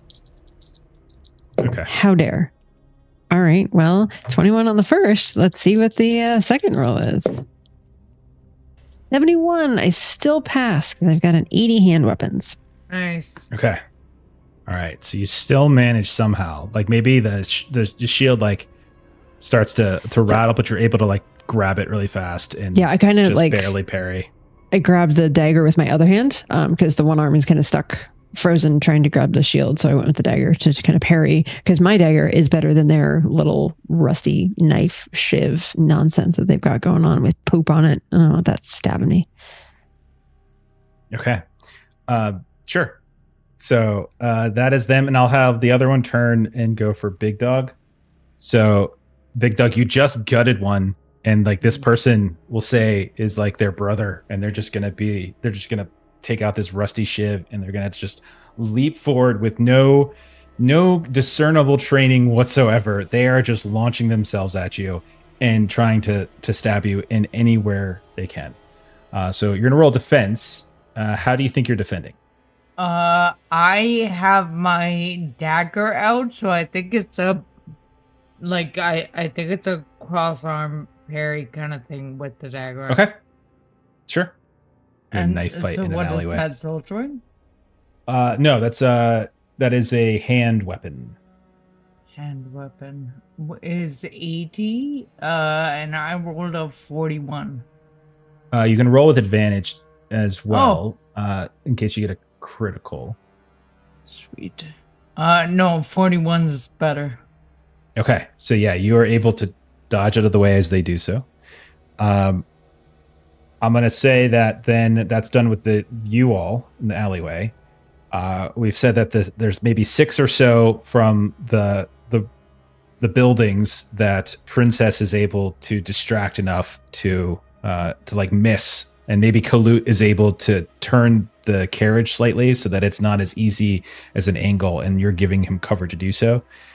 And then there's a bunch in the back. Okay. Yeah. So I'm just double checking to make sure I'm not missing a very obvious thing, or else I really need to do 20 something attacks here. Yeah, I'm not seeing anything. I'm reading the adventure again. Just a second. You know, like with the for players. Just double checking. Which No, that's rules, not. Matre? That's not. What the Group roll does. rolls like we've been doing. I think that was just Go sort on, of the lowest person, like you know, the least stealthy person rolls the stealth roll kind of thing. Okay. I guess that's a I don't think playtest so. comment we can leave. I can't see it. All right, so I've got 20 attacks that are coming at you. I'm not going to say all of, or 20 people are coming at you. I'm not going to say they're all attacking. So I'll say 10 are going to rush. They're going to spend their movement to rush up, and so there's now 10 surrounding the actual carriage now, and they're starting to rock it. And so you can feel, Princess, it's starting to rock and dip, and you hear Sabina like, "Oh, what is this? Get these creatures away!" And she's calling out. And then I think the other 10, I'm gonna say, I'm gonna say maybe we'll say like, maybe I'll have 5 of them. Actually, no, you know what? We're playtesting. Let's just give it a try. I'm going to have 5 attacks on Redeye. So Redeye, you're getting pelted with rocks as this crowd rushes towards. But if you stay back, they take a couple steps, and then they start hurling these rocks and these carriages in your direction. They are literally throwing rocks at you. So I need you to roll 5 defense rolls here to see how you do. Yeah, we can't have any of that happening here. And rocks are pretty harmless, and I have armor and shield. I don't think that can pierce it, so we could say they're ineffective. Unless you want me to roll like for crit or not. Yeah. Okay. Yeah, just roll to see that you don't crit fail. I'll roll 5 times for. I feel like there's something I'm missing. Agility, I guess. Agility's fine. First one's a pass 29. Second one's Okay. a pass 36. Okay. Third one's a pass 34. Failed that one 41. Okay. And failed the last one 44. Crit All right, I fail. don't think their damage is going to get... Oh, you failed it with a 44? Last one is a crit fail, yeah. Okay, so I think the regular one's not going to do anything to you because of your armor. But your critical... So the critical one would be doing a wound to you since it's a... Yeah, so it'll be wounded on a critical hit. And then... Let's see. Your armor would still reduce it by a certain amount. So how much does your armor reduce? -2 damage steps. And then minus another one for the initiative seized. Yeah. So you're not taking... So any it's like damage ineffective, whatsoever. yeah. Yeah, it's completely ineffective. Okay. All right. Which All right, reminds so yeah, me, you're I just kind had of getting right down. forgotten about that with mine. So like I also have medium armor on. So like even though I had crit failed, I still had the armor, which is the -2 damage steps plus the other damage piece. So I think I might have taken it all the way down. All right, so yeah, then we'll remove your stun. Okay, and I'm gonna say the other 5 are gonna race towards the alleyway now, and so now there's 5 standing between where Big Dog is and so you would have to like push through them, and I'll say that's the end of their turn. And we get a top of the round. We've got Pops. You're bleeding a little bit from your arm. Big Dog, you just gutted a person.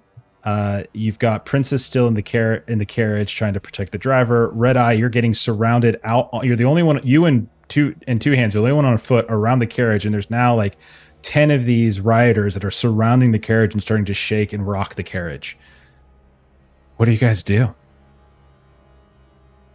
You're interfering with Like black to- company business. I'm just gonna pull out a sword and start slaying some of these guys around me. Okay, buddy.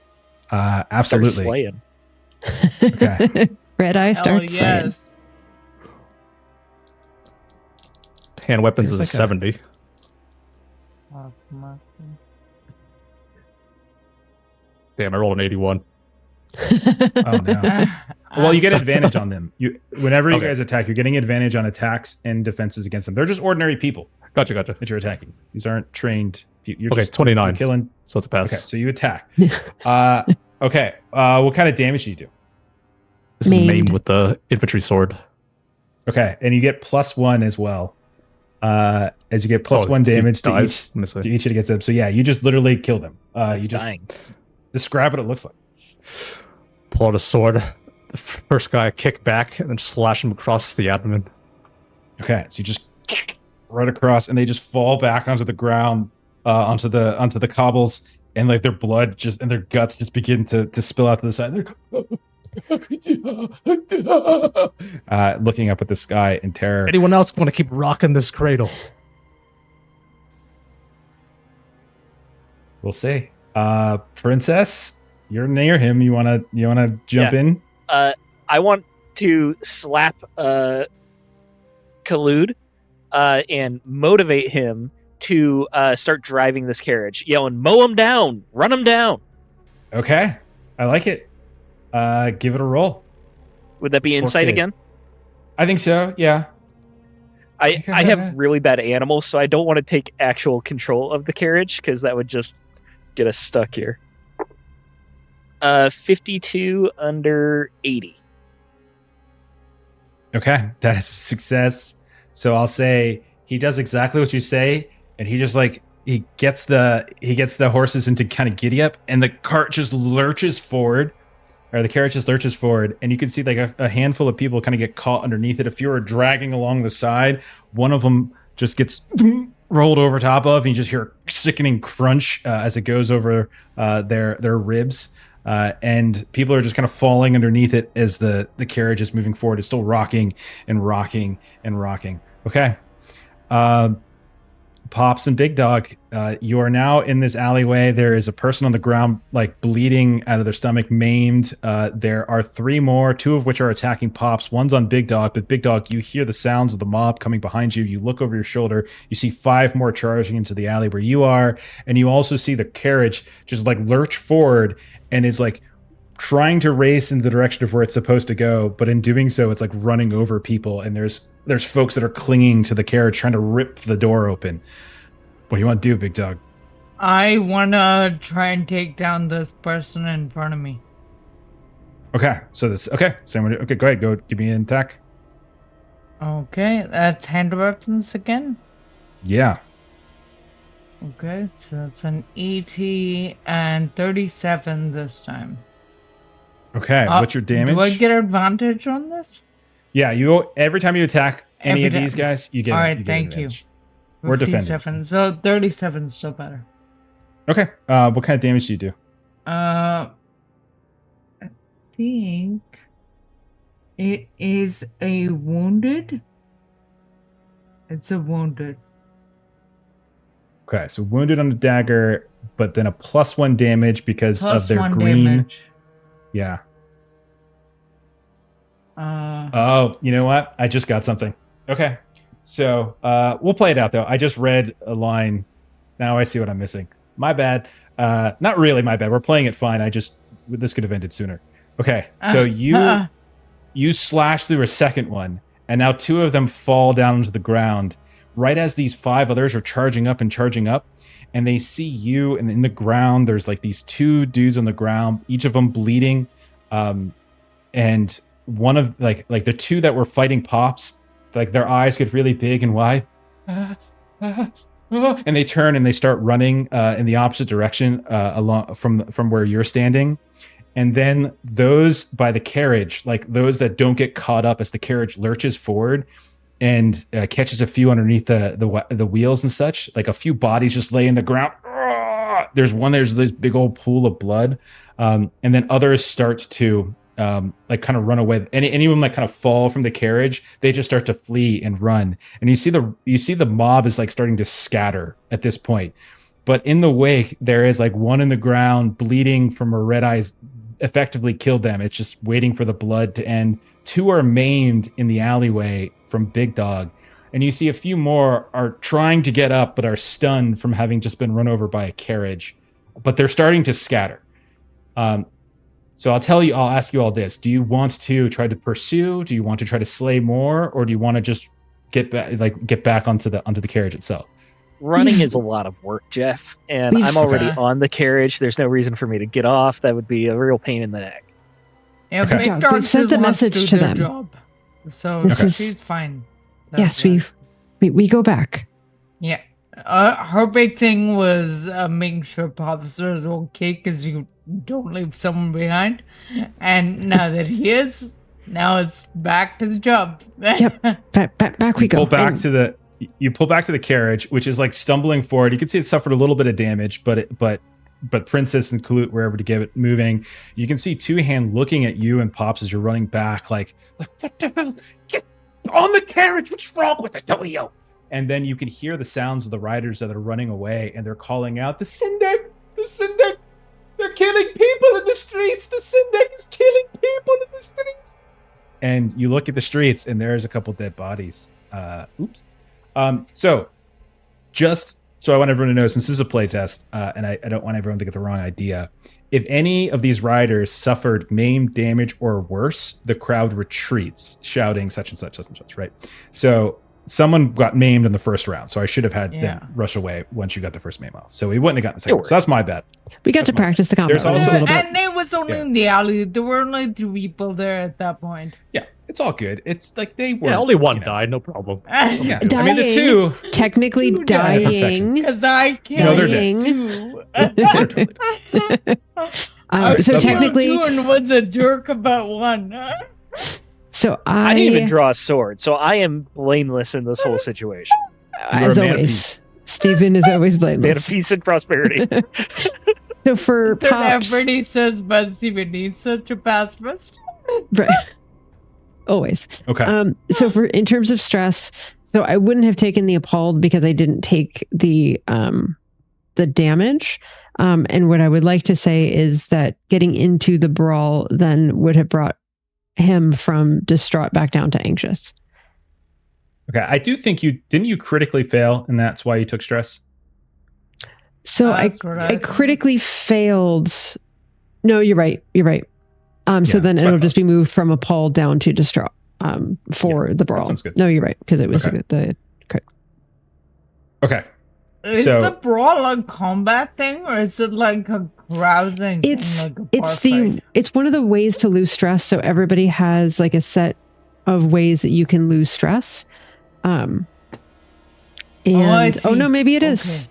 No, maybe it is. Because it's typed on the kind of playtest character sheet. There's ways to lose stress, and one of them is brawling. Got it. Okay. Cool. So we'll say it's carousing in the playtest rules. Get drunk or in a brawl. okay.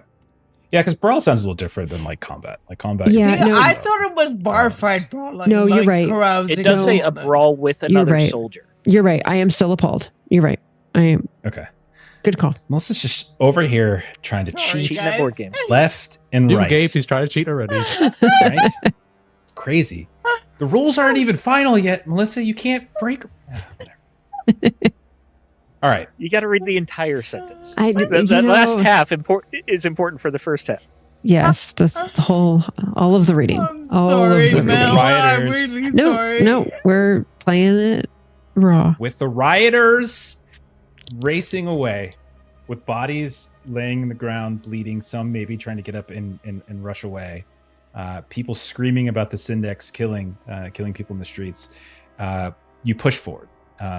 Princess, you're eventually able to hop off the carriage. And with the streets suddenly clear out of, because of the violence, you're able to push forward into where the Avenue of the Older Empire, so if you're looking at the map, it's like a north-south running road, intersects the Avenue of Syndex. And that's where the conservatory is. And it takes up basically an entire block. It's clearly was once a very grand looking edifice. There's all sorts of like columns and planters that are overgrown with vines and stains. At some point, it probably looked much more lush and beautiful, but it's quite diminished, just like pretty much everything else you've seen in Barrel. Like you can almost imagine in your minds like what this could have looked like at once during the height of its power. And you are let inside of some kind of like rickety gate. You notice that there is this kind of rickety iron gate that seems to surround the entirety of the conservatory. And you kind of get up to the gate, and there is a crowd that's kind of around it, but you can tell a few of them have maybe kind of splintered away at the sounds coming down the street. And you're able to take momentary advantage of the fact that they have dispersed for a second to get the carriage inside without having to run over anyone more. And when you get inside, eventually, like, you're able to get Sabina out, who is a mixture of a little terrified, but also quite frustrated with it. What? Well, I thought you all were the best of the best. What kind of...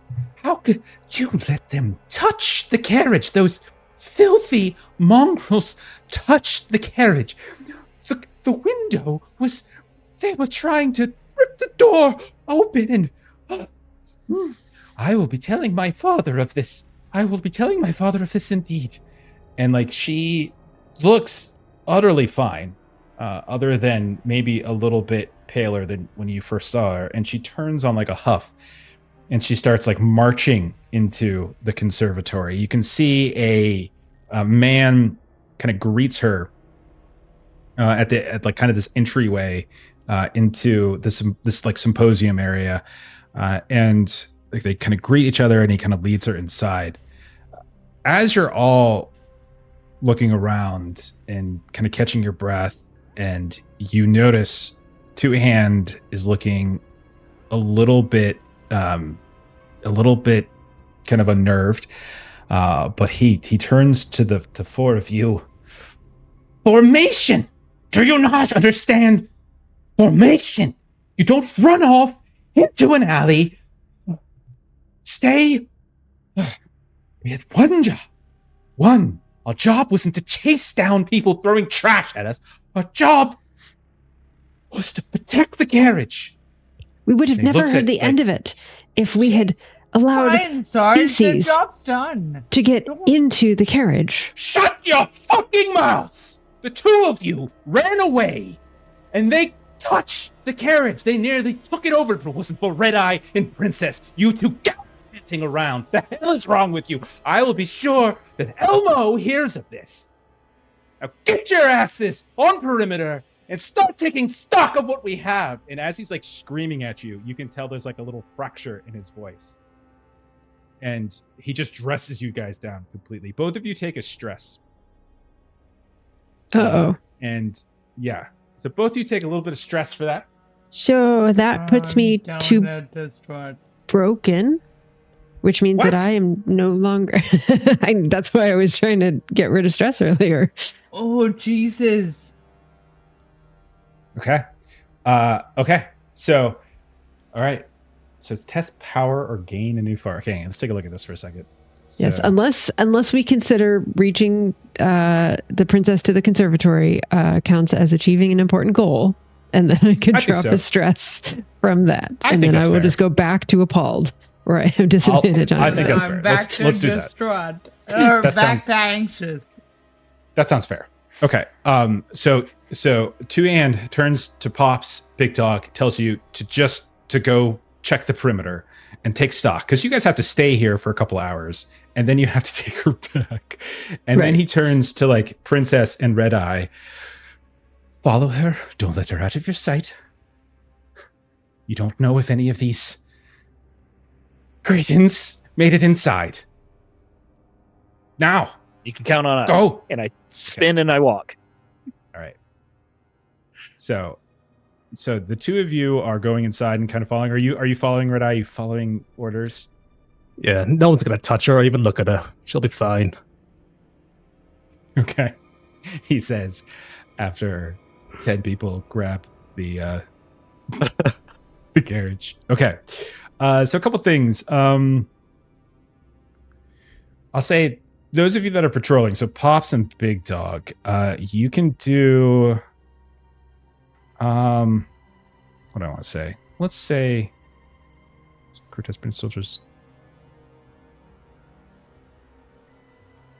Okay, you can give me a soldiering test.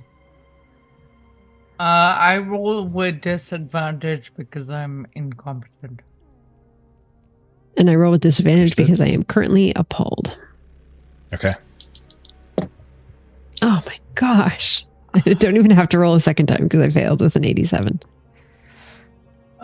Disadvantage made me fail with 97. But you have to roll for the crit fail. Is that a crit fail? No, it isn't. No, Melissa. You would has have to roll second the time. disadvantage in case you do get a Oh, crit oh fail. no. Thanks, Long. No, it's just a regular success. That doesn't count. Long wants Pops to die. Someone's gotta. Okay. Just one less person for him to medic. Right. Okay, so the both of you fail? Yes. Yeah. Okay. So as you're moving around, you are you're basically spending an hour kind of just going around this large fence on the inside, of course. But as you do so, you notice that momentary absence of rioters around this conservatory after your carnage out on the streets has started to subside. And once more, rioters are beginning to fill the streets. Not only that, but they're in front of the main gate that you just came in, making it to the point where it's you couldn't even push the gates open if you wanted to. And they're screaming and they're throwing debris over the wall. It's not getting close enough to any of you, but you can see there's trash and much of the same slop that they were throwing at you. You can see that as you patrol, there's also like more like on other sides, smaller groups along the exterior, and there's like these tenements on the north side, and you can tell it's kind of blocked off, but everything else is just the crowd is just growing. Okay. I'm not going to double dip into what I just did with you guys, but you did fail your soldiering test. We did. Yeah. Okay. All right. Good to know. Inside. So Redeye, Princess, you follow on the heels of Sabina and the scholar who's teaching, who you learn's name is Quintus. And you can see that they go into this library, this large symposium, and it's actually very well kept, very distinguished. Looks like the scholars here kind of do themselves proud. There's maybe a dozen or more of them in here, kind of skittering about, but it's just the one teacher that seems to focus. You definitely can tell they occasionally look out a window or two, and you hear the shouts over the course of maybe an hour or so, starting to grow louder and louder. At first it's quiet, and then you can kind of hear a stray shout, and then you start to hear more and more as over time it's definitely sounding like the mob is starting to grow here and there. The two of you, if assuming you're staying in close enough proximity that you see her, you notice that she does not seem to be a particularly good student.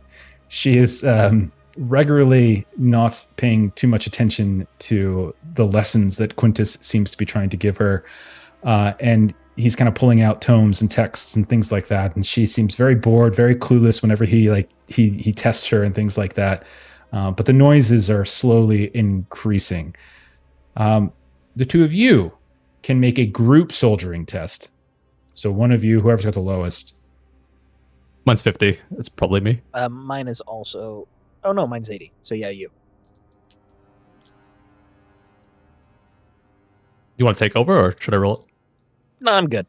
Okay. I don't want to do too much work. We're in a nice library. I'm chilling. 97. We are chilling. Oh, my. Okay.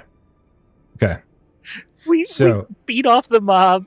You know, there's nothing to worry about now. Okay. So as the two of you are like moving around in this symposium, trying to get a sense of points of ingress, you know, like places that need covering. There's definitely like some gardens in the back. There's like this arch gate that you, or I should say in this library, this arch gate that leads into a symposium. And then like at one point you look back and you realize Sabina is not there anymore. And neither is Quintus. Both the scholar and Sabina seem to be gone. There's a couple of other scholars moving about here and there, but she's missing. What do the two of Princess. you want to Tell do? me she went to the bathroom. Who? The syndicate data. You saw her, Oh, right? shit, where'd she go? I start walking around looking for her, like looking between like aisles or whatever. Start looking around and looking around. At one point, as you like move past one of the entrances, you like bump right into Two Hand, who looks like they finally settled down from being furious, but their hands kind of shaking a little bit. Where's Sabine? Where's the Syndic's daughter? Why aren't you Yes, watching sir, the Syndic's daughter? Yes, that is what I am trying to do. Redeye here has something to tell you. And I start looking for Sabine again. He goes to launch into you and he screams, but then all of a sudden the scholars in here just shh. And he like lowers his voice, but nonetheless he's still screaming at you, like kind of whisper screaming about all of the like just the incompetent, slack-jawed idiots that he seems to have to work with. Both of you take a point of stress. That's fair. I'm anxious. I am also anxious. Eventually, I was stress-free up until now. Eventually, as you move around the library, you do in fact find her. She was not in the bathroom, but she does see, they did kind of move to a different section of the library, and he's pulling down these like old tomes. And while you're kind of there staring at her, the two of you hear a scream. From where? Give me maybe by the gardens. Redeye, we shouldn't leave Sabine, but we also should check on, make sure no one's being murdered and attacking. Right. Rock, paper, you say, scissors, yeah. see who goes. Oh. All right, then. On 3. Do Three. it for real. All right, Rock. ready? Do it for real. That's the rule. All right. All right. Is it 1. rock, paper, scissors, shoot, or rock, paper, and then we go on scissors? On scissors. Ready? No, we always go on shoot. Shoot is the right way to do it. There's someone dying out there. I'm going. Okay. Which was Okay. Princess's real goal in the first place, to not have to go. Okay, so Redeye, you go. You follow the sound, and you bump into a scholar that is like in this sort of robe, that is kind of standing, or actually I would say rushing inside from the gardens that you saw. And you can see kind of breathing really heavily. What's the problem? What did you see? What's here? I heard someone, a woman's voice in the garden, called my name, and then said something in a language I didn't recognize the language, which is not an insignificant thing to say. This is someone of a learned person. I went to look. I wanted to see who was there. What did they want? And I thought I saw something huge, enormous. It was black. It was in the shadows, and it might have moved towards me. That's when I ran. That's when I ran. I knew your name. What is it? That's it. My name? Oh, Yes. it's Erden. Well, Odin, get back inside. I'm gonna check this out. Yes. So, you move out into the gardens. Give me an alertness. Since you're the only one out here, give me an alertness. My trusty 30 alertness that I have yet to pass. 19. We're clutching it. Yeah, you come out into the gardens and you look around and you notice absolutely no signs of a woman out here. It's overgrown, but it's still kept decently. Like, they do attend to it. It just doesn't look like they're cared as much as they used to, perhaps, about the ornateness of this garden. But you look around, you check the corners, you look behind various brushes and such, and you find no sign of any woman out here whatsoever. You don't find any black shape. You look around, you check for tracks, no tracks.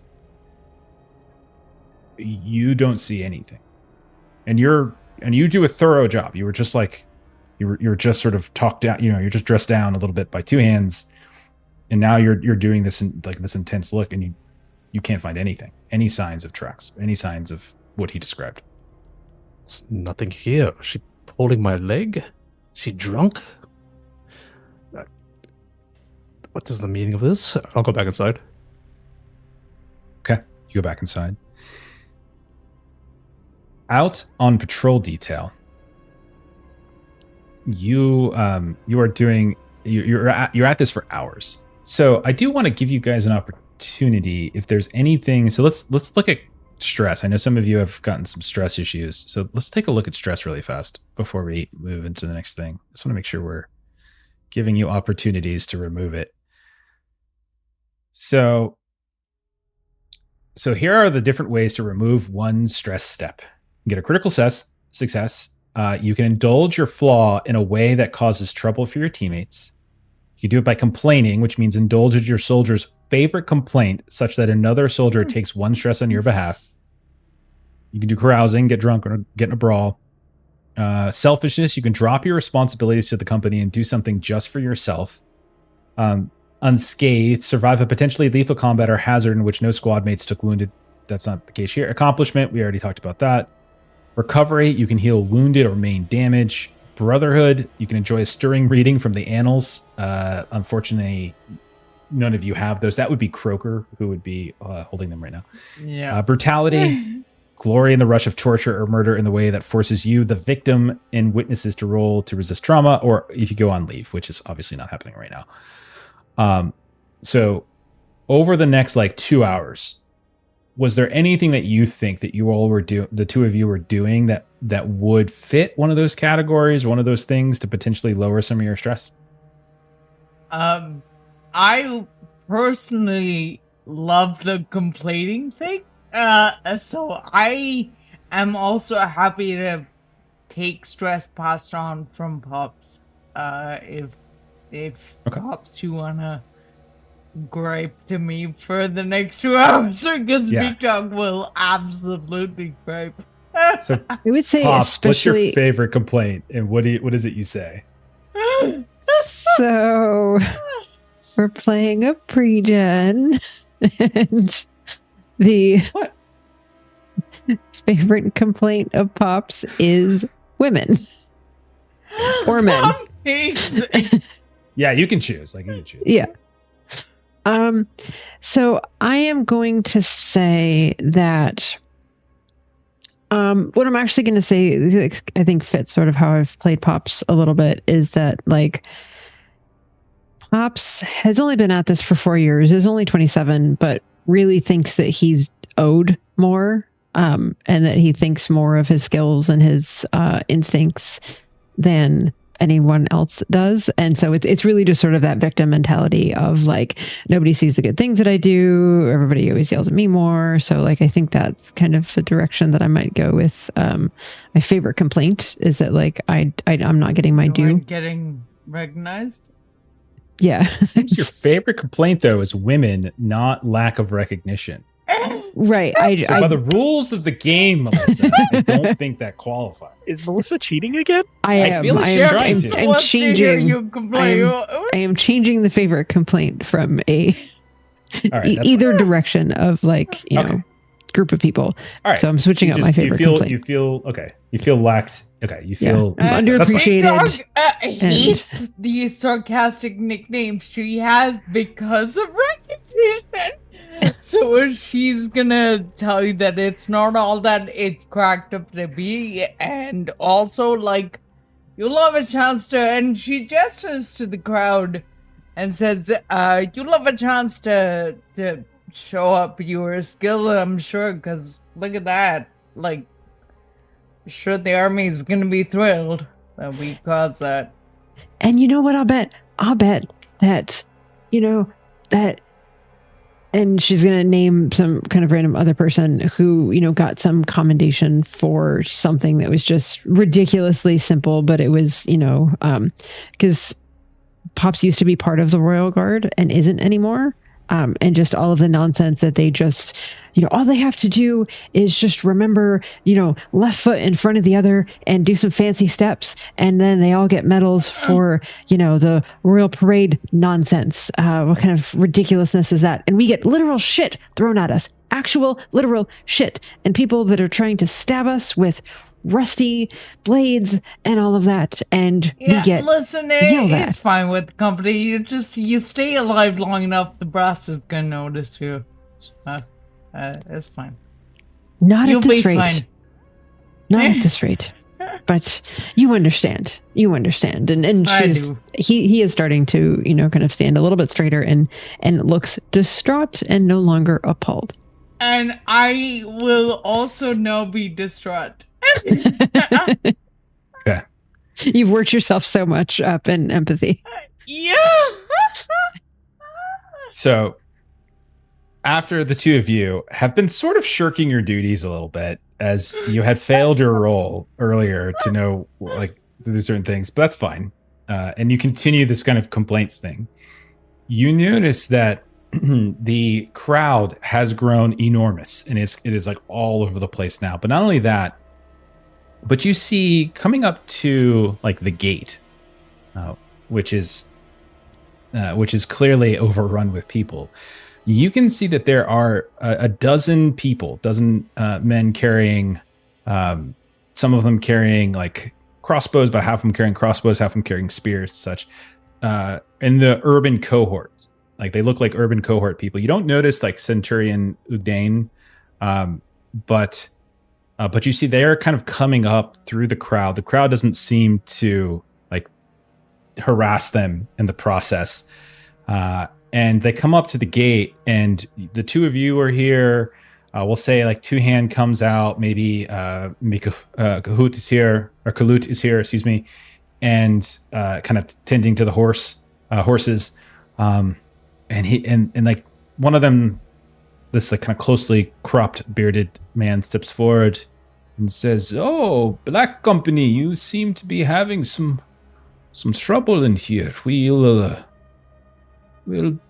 you should come with us. We'll make sure to bring you your soldiers in the carriage and the Syndic's daughter." Kind of like looks left and right. "We can get you safely through here. We've heard you had trouble on the way. Let us help you, as you have helped us so very much these past months." We've got this. We don't need your assistance. We made it here and we will make it back. You can see like the riders are shaking. The gate, like the fence itself is kind of shaking. "Oh, I think you are in quite a state, but we would be glad to assist you." This is our job. Tell him to back off and give us passage then if you want to help. Well, we would not feel comfortable just leaving. We will assist you. We will make a path out, and then we will join you and ensure that she is returned safely to her father. That's convenient. This is our job. There is nothing convenient about it. It is a very hot day. Angers are flaring. There are dead people in the streets. There need not be more. Let us assist. Needn't have been any. Well, from what I have heard, it is you who perhaps put some in those streets and the rest of your platoon.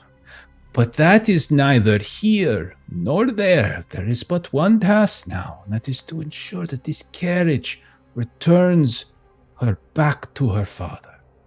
And we are here to help you with that. Yes. And Two Hands is right there, isn't he? Yeah, and he's next to you guys, but he's an NPC, okay. So I want you guys to. Yeah. So Big Dog does look at him and says, "Sarge, we're not buying this, are we? We're gonna make our own way out." These fucking pigs are gonna just. We go out there and they're just gonna. We're not making it back if we go. No. Get away from there. Get Redeye. Get Princess. We're leaving. And like he kind of calls Big Dog does not have to be asked twice. She's gonna go in there. We will do our jobs, Pop says, and then he turns on his heel and walks back with Big Dog and Two Hands. And so we'll say like Princess Redeye, you guys kind of get called to the front of the conservatory within sight of the gate, but not close enough to be within earshot. You see the crowd, the mob has just... What's that? Yeah, we'll say Sabine is like a handful of feet away, still talking with Quintus, and he's trying to impress upon her the importance here, but she seems not to care. But Two Hand it's like, we need to figure out a way out of here. We need to find a way. We can't go out the front. We can't wait here. They're just gonna pull it down. And I think you all would know, just him being talkative and trying to have like a group plan on its own is not a good sign. Like that's like, because orders just, they come down. That's it. It's not a democracy, it's just like someone above you has the order and makes the call. And so the sheer fact that like he is saying these types of things sees, a little bit of trepidation. And while he's doing that, I'll say Quintus and the in your wonderful Sabine comes up and says, there is another exit out of the conservatory. It's out of sight from the fences. It wouldn't fit your carriage or the horses, but we call it the rusted stair. It goes out the northern side. You wind down a bit, and you'll get to an iron gate. No, most wouldn't know that that very gate leads up here. And you can find yourselves in the sprawl of the Poets District. So, if you look at your map, just to kind of give you a sense of what I'm talking about. So you guys are in the conservatory, which is at the intersection of the Avenue of Syndex and the Avenue of the Older Empire. So you're on like the northwest side of that intersection. And he is suggesting like you could potentially get out into the Poets District itself, like through a separate, or you could go through the main one, of course. Okay. So all right, well, that sounds like an easy plan then. Yeah, absolutely. Two hands, what do you say? We send Khaloud with the carriage out. The militia want to protect her. Quintus, you go in the carriage so that it looks like someone is inside, but make sure you have the blinds drawn. I'm not going in that carriage. They'll set it afire. They'll stab. No, they won't. Not if Sabine's not in there. You'll be fine. So you and Khaloud will go. We'll let the militia protect you as they want to do, and then while that's happening, we take Sabine out the back door. Problem solved. No, I'm sorry. My fellow scholars, we will stay here. Okay, well, maybe is there a gardener around here who'd like to go for a carriage ride? We don't actually have to put anyone inside the carriage. The plan is good, but we don't have to have anyone inside. Well, you can tell if someone's in a carriage or not. Well, why do we have to do the carriage thing at all? You can throw a sack of flour in there and serve the same function. You just need to see a shadow. Get out of the. Where are we going? And like two hands, like where? You think we're going to get back to the bastion on foot? If we have a distraction, throw a cloak over Sabine. No one will notice. All that jewelry that she's wearing. You might want to take some of that off, put it in a bag, by the way. But we'll throw a cloak on her, and no one will even know who she is. But they'll know who we are. We'll get out, and then we'll, make a plan once we're out there. We can change. We all know the way back. He just kind of looks at Big Dog. Make a plan. How you even made it onto the roster, I do not understand. No. We have the Syndex daughter with us. We can't just improvise. We can't just pretend like there isn't a violent mob out there. Are you all so ignorant? That's why we need the carriage as the decoy. The carriage is the decoy. It's not improvising. We're going to open the gates and they're going to throw them right in here. We'll be out before they send the carriage out. We'll have Khaloud send that carriage into overdrive. We know that he's willing to run people over. We see him do it. So he'll just, giddy up as soon as that gate opens. Point of order, sir. I don't think there's too many people now. That was just 5 or 6. There's 100 people out there. Maybe so then more. We just leave the carriage here. We sneak out the back. We just leave the carriage here, and they will just think that she is focused on her lessons. She is studious and learning, and we sneak out the back. And by the time they realize that something might have happened, it will be too late. But we're not just improvising. And Pops is going to make up some. Pops has been doing this for 4 years, and so it's going to be that old, remember such and such job, and it's basically the same thing that we did. Remember, sure. Red Triangle when we use the alleyways and the sure. whatnot. We're gonna pull a crazy Ivan. Okay, so there's 2 basic questions that you guys need to figure out. Which exit are you taking? Are you going out the back way or are you going out the front way? And where are you going? Which is what Two Hand has been trying to say to you guys. So the Bastion is 2.5 miles west. It took you guys over 2 hours to get here from there in a carriage, and you went through all sorts of streets and territories and such where people were showing like blue sashes and they were setting up checkpoints and all sorts of stuff and knew whoever it was. So you guys are thinking of perhaps traveling completely back across the city again, on foot this time without sort of the protection of the carriage. Or there could be potentially other options. So what you can do now is you can roll a group soldiering test. So one of you, the lowest among you, unless somebody wants to take over, can roll a group soldiering test to maybe get a better idea other than send the scholar out. It's 10,000 times.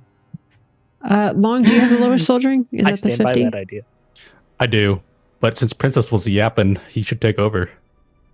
Oh, thank you for volunteering me to risk stress. That's very kind of you. Yeah, I'll do it. Soldiering 80. 46 under 80. Okay. Nice. So, Princess, despite what you were saying before, this is why it's like, I'm not sure if Princess is the best, because he had already established his idea, so I don't want to like contradict what Steven has already said, but you would know that 2 miles to the Bastion might as well be 200 miles that you guys are traveling. Like it's like 2 miles, 200 miles. What's the difference? They're like, you, both Pops and Big Dog, have seen these urban cohorts in like they're in this uniform. There was the checkpoint thing that got kind of hard. You know that they're a threat. You guys are. I know the five of us aren't the greatest military minds, but the four of you would be professionals. So you would know that the urban cohorts would be a threat, and they are spread all the way across the city, and they have checkpoints all over the place. And so the chances of you Could I making offer a different solution? Oh, I'm not done yet, Steven. Okay. But one thing you would know is that there wouldn't be as many cohorts, as many as the urban cohorts up. Fewer are likely to be found around their barracks at the rubbish gate. So the rubbish gate, I was looking at that on the map, is where you know that some of your other people had kind of been sent out to. So that might, and it's a little bit closer, and it's not going in a predicted path. So that could be another option for you.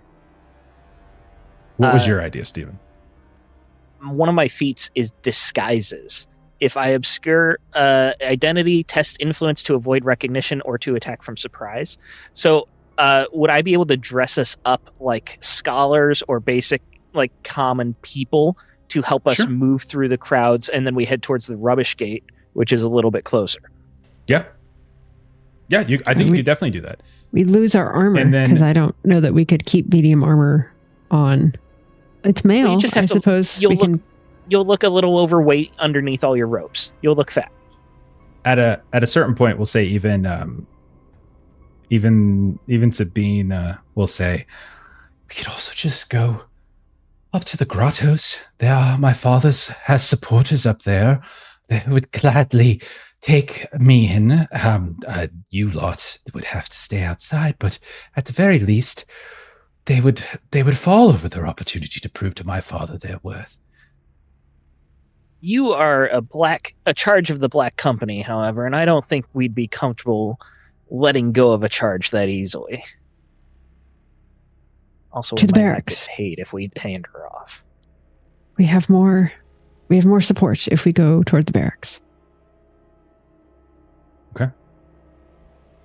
All right. So is that the plan? You're going to head out the secret entrance, the secret exit, and try to head up to the barracks, the rubbish gate. Okay. And you wanted to do your check to disguise people first, right? Then you said, Princess?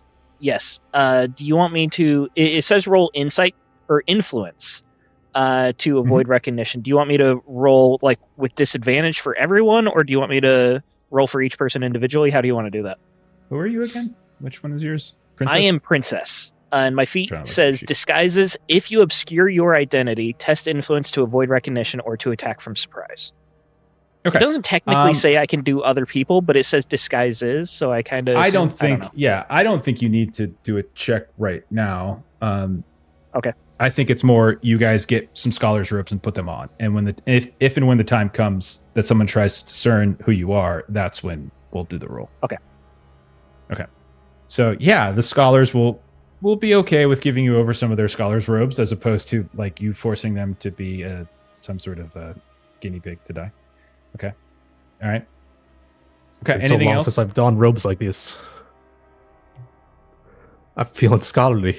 Looks good maybe on a drink you, first, right? actually. So you're gonna take a little drink. Yeah. Okay. All right. So when you all feel ready to go, one of the scholars will kind of lead you. So the four of you, two hand, obviously Sabina, and then we could say, do we want Kalut to stay behind, or do we want Kalut to come with? He should stay with the carriage just in case. Okay. And then he All can. We'll plan if if the mob disperses for any reason, he can take the carriage to meet us at the Fork Barracks. Okay. So you all descend down this long stair. You're led by a scholar who has this clot of these giant keys. And then there's like this weed choke gate at the very bottom that squeals as it pushed open. And it's like for a moment, you kind of look for a second, but then you realize as it opens up onto these like narrow lanes that kind of wind off into the district, the Poets district. There's no one here. There's no crowd. You can hear vaguely the chants and the shouts of different, like maybe a block or so away, of voices screaming. But here, all you see is like a handful of dogs along the alleyways, kind of nosing about in some garbage and things like that. So everything seems fairly quiet back here. There are all sorts of like rundown courtyards and these old houses that have clearly been turned into tenements. You see you see clotheslines strung from like one side of the street of an alleyway to the other, and you see large clothes and sheets and things like that hanging down. Some of them maybe even still dripping wet. And yeah, so what you're gonna do now is you guys are gonna do like a kind of like a mini what's it called, hex crawl. And let me pull it up. So you can see on the map there's like these little hexes and things. And so what you're basically gonna do as you kind of push forward, you're gonna push forward a certain number, and like you're trying to kind of get which way you're going. So when you look at the map and you want to get up to the rubbish gate, the fork, the barracks, the martial yards, etc., are you looking to take like a straight beeline, which would kind of have you cross along the avenue of the older empire, which is a main boulevard, or are you taking more of kind of like a circuitous path, like northwestern into the Poets district and then weaving around? What do you think? I would vote for a beeline, but not on the main road, not on the avenue, but like through back roads. So I guess more circuitous, but like as straight as possible. Yeah, I would say circuitous. I would say if we're looking to not be recognized, we probably don't want to be on Main Street. Yeah, Okay, Big so you're Dog's big on stealth right now, so circuitous as well. Okay. That's a hard word to say. Why you got to bring that word up? Circuitous. All right. Takes a minute. Circuit but I can City. do it. We're going Circuit City. Windy. So, okay, so we'll say you start working your way kind of northwestward, not getting too far to the west, but not being too close to the avenue at the same time. So mechanically, there's like a little mini game of travel, how far you go, things like that. And then like and different things that might happen. Okay. And then I'm just doing a couple of random rolls over here. Okay. So you all start pushing through these narrow, winding alleyways between tenements. More and more you start hearing the mobs behind you start to get quieter and quieter, but then you start to hear others kind of this way and that. You can tell that something's going down in the city. It's not just you all, but it looks like whatever whatever is happening is certainly causing kind of a sort of a, I don't know, things are starting to sort of check off, like kind of like go off in various places. Maybe you hear the sounds of chanting, you smell smoke, things like that. And as you are pushing forward, you kind of turn down one of these narrow streets. You look behind you, you look in front. The smell of smoke gets much more intense.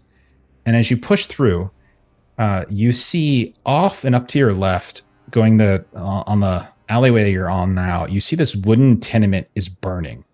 And you can see smoke is rolling out over into the street. You can hear the sounds of screams coming from inside. And you can even see like the front doors and the windows have been barred from the outside. You can see that there's like a small crowd is just gathered out here, and they're all just kind of laughing and laughing and laughing. As up here, as like up in the, in the upper portions of this tenement building, you can definitely hear the sounds of people screaming for help. What do you guys want to do? Any idea of who lives there or that we know of? You wouldn't know anyone in particular, no. It's a very big city. There's lots of these different tenements. This is definitely sort of a lower, kind of a lower socioeconomic class area. So it's unlikely you would just know exactly who's there. Does it look like the fire might cut off a certain route or anything like that? No, I mean, it just looks like this tenement building is burning down. People are like, the crowd isn't necessarily looking at you guys, but they're staring at this thing and just laughing. No one seems to be at all concerned with trying to break down and help inside. Remember that this whole city is torn between, the idea of blues and reds. So there's like this very intense divide politically. Is the fire blue or red? I would say if we don't know anyone in there and Sabine is our objective, we leave it alone and keep going. Yeah, and Pops is sitting at distraught, and so Pops is already stressed and has already gotten screamed at once for not following kind of what our job is supposed to be. So Pops is sticking close to Sabine, and this is very sad, but This is not what we're here to do. Redeye, big dog. Yeah, no one's paying attention to us. Forward. Sorry, Long. I talked over you, sorry. It doesn't look like anyone's paying attention, Redeye. So yeah. So you guys maybe pull the hoods up and you start moving past. I need all of you to roll a power test. As you move past, you hear the sounds of screams. Was that a scream? Was that a child scream? It's hard to tell exactly because you're not really looking, you're just moving and people are laughing and no one's doing anything. So you need to roll a power test. 56 over 50, I will spend the 6 slot. That's not this game, you son of a bitch. 87 is a fail over 30. Crit success, 22 under 50. Okay. Nice. Yeah, because I am distraught, I roll power at disadvantage, and I rolled an 8 and an 80, which means I failed. All of you who failed, go ahead and take one stress step from guilt and horror. Oh gosh. Well, now I am appropriately appalled. Yet again. And I'm distraught. Okay. I'm distraught. And then Big Dog, you critically succeeded, so I think you actually get a stress back. You just feel good. Yeah. You don't give a shit about those dying kids. No, gosh. I think actually she turns to you and just like, hey, listen, you see that and we are choosing to move past it. I just need to make sure it's in your notes so we don't get into trouble with the Ross later. You're saying this to Two Hands? Yeah. Two Hands is out in front, kind of leading the way. Okay, so he's like moving, kind of handshake. He didn't stop either. Speaking of not giving a shit? Yeah. I almost wonder, and you can say no, but I almost wonder if Big Dog is like, this is a great distraction. Nobody's looking at us. We're just moving behind. Perfect. Okay. Man, I am rolling so ridiculously well for you guys on your X movements. Oh my god. Okay. Let's do. So yeah. So for those of you who are going to run this, there's like hex movements, and then there's like random encounters. Okay. So you all make it up to the point where you can start to see like the lighthouse in the northwest. And so you've kind of reached the northernmost part of Barrel, and you want to start veering eastward in the direction of the fort barracks and the marshal yards. And as you start moving between these narrow tenements, you hear the sounds of chanting and shouting left and right. A door kind of like busts open from one of this little shanty that doesn't seem to be, it's derelict, doesn't look to be currently occupied. And you see somebody dressed in an urban cohort's uniform stumbles out, kind of bumps into you all, and falls and collapses onto the ground. You can see that his clothing has been torn, and he's clearly been beaten, and you can see blood is gushing from what looks like a very serious wound to his head and his face.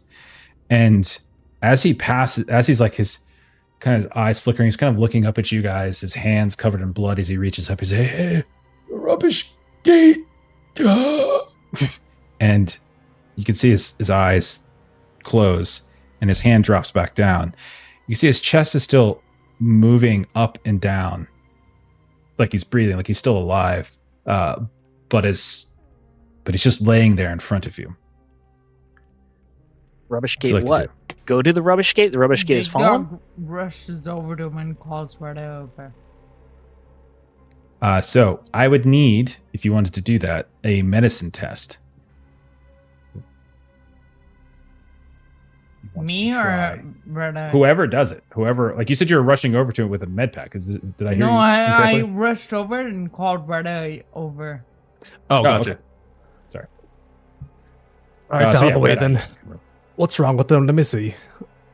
I'll use my first aid pouch. Great advantage, or how's that work? I don't think so, unless I think it just allows you to do it. Oh, yeah, that's that's how I read it. Okay. My medicine's a 50. You okay? Okay. It's pretty good. Oh, I rolled a 6. Okay. So you get over to him. You see definitely he has some kind of concussion. You're able to maybe get some smelling salts or something underneath his nose, and he comes to again. He's like, his eyes are barely open. Blood is sort of in them, and he's like, "Careful, friends. The Black Company, they've learned. Some of our number are gonna revolt, they know. You have to warn.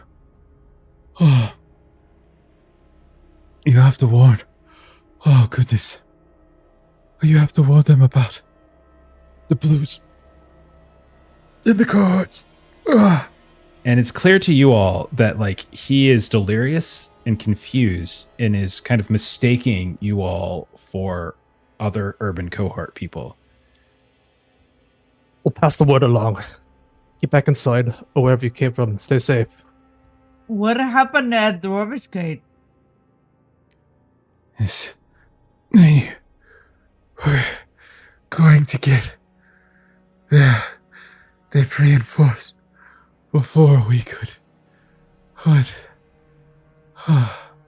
And like as he's sort of like talking again, just this way and that, you get the sense that he's trying to convey the fact that the urban cohorts are like going to revolt at the gate, and the company has learned that there's like blues within the cohorts and things like that. So like actually knows about is confusing you all for his people and warning that the Black Company by the gate knows that the urban cohorts are going to revolt. Is he saying he was going to revolt too? It does seem like he is thinking you guys are on his side, but he also seems to be confused about who you guys are. Has there been a change in plan, Noe? Give me an influence test. Hell yes. I've got a 50 in that. Me too. And before we get too far, like Melissa said in the chat, the first aid pouch is expended when you do the first aid roll. Oh, great. Awesome. Good catch. Okay. Can I risk stress to advantage this? Or is this a word? Was that to get advantage or to remove disadvantage? Oh, right. It might be remove. Remember now from earlier. Yeah, the stress is to remove disadvantage. Okay. Yeah. Steven was pulling for a lot of favors. He was confusing me about the rules. I am blameless. What are you talking about? Oh, He's a man 33 is piece. a crit anyways. Oh, okay. Ooh, nice. He starts listing out names. So basically he's whispering to you, he's like, the soldiers, you have to warn the blues among the cohorts. And he lists out names. He says Centurion Dionysius, Centurion Valus of the 5th Court, both of them are of the 5th cohort, and Tribune Teuzan, who's commander of the 6th. So these are all basically high-ranking officers. You all would be able to deduce this in the urban cohorts who are apparently in league with the people who are revolting, the enemy, like your enemy, those people that are the blues that are actually attacking at this point. So remember, the blues are just like a different faction. The cohorts are supposed to be like the military of Beryl, like the de facto military. And so he just gave you 3 names of people in the Beryl's military who are actively working with the blues against the Syndic, against the Reds, and like they are helping to feed this revolt, this rebellion that seems to be stirring here in the streets. And he would only know that if he was a traitor himself. Pretty Like sure. that's so Princess goes up with his dagger and cuts his throat. Okay. Never It's suffer a like, I traitor think to you're live. angling towards Okay. killing him. You've confirmed that. So you step up, you stab. All of you can reduce your stress by 1, by the way, having gotten this like Brutality. really good intel. Like this is great intel. Like Oh, okay. that is super useful. That's the type of thing that you would want to tell like Elmo and whatnot. Yeah. I was angling for the brutality, glory in the rush of torture or murder in a way that forces you, the victim, and witnesses to roll to resist trauma. Right. Like killing an innocent man that we just patched up. I don't But he's think not so. I don't know how innocent he is. He's not He's not an innocent. innocent man. I don't, Oh, defenseless. Defenseless, no. not innocent. He's No. defenseless, but that's not innocent, man. Not that I'm But it's wanting still you to up the brutality to kill a ante. defenseless man, right? I don't You think just said it's you not, slit his not in throat. this That's not world. very brutal. Okay, well, I shank his throat like 10 times. Just I can roll remove better. You stress. already slit his And throat. your It's right stress will there. go The down. verisimilitude is broken now. I'm sorry.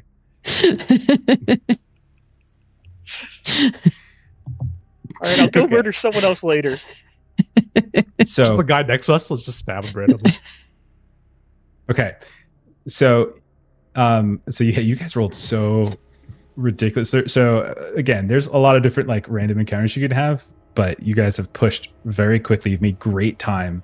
The fact that you've had these disguises on has probably actually helped you as you're moving through, and eventually, you find yourselves like reaching. It's like almost nighttime by the time that you reach the like marshal yards that surround the Fork Barracks and like the rubbish gate nearby. And you know that the Fork Barracks are like the headquarters. They're the garrison of like all of the militiamen, like of the urban cohorts. But you notice that like it's empty, right? They're not here, which means they're out there in the city somewhere doing awful things probably. And you can see like just outside of the rubbish gate, you know that there's like the husk, which is like outside the city, which is a bunch of these like squalid shanties and things like that. And outside the rubbish gate, as you start to get close, you can see that there are mobs outside the city that are banging against the rubbish gate, trying to get inside as well.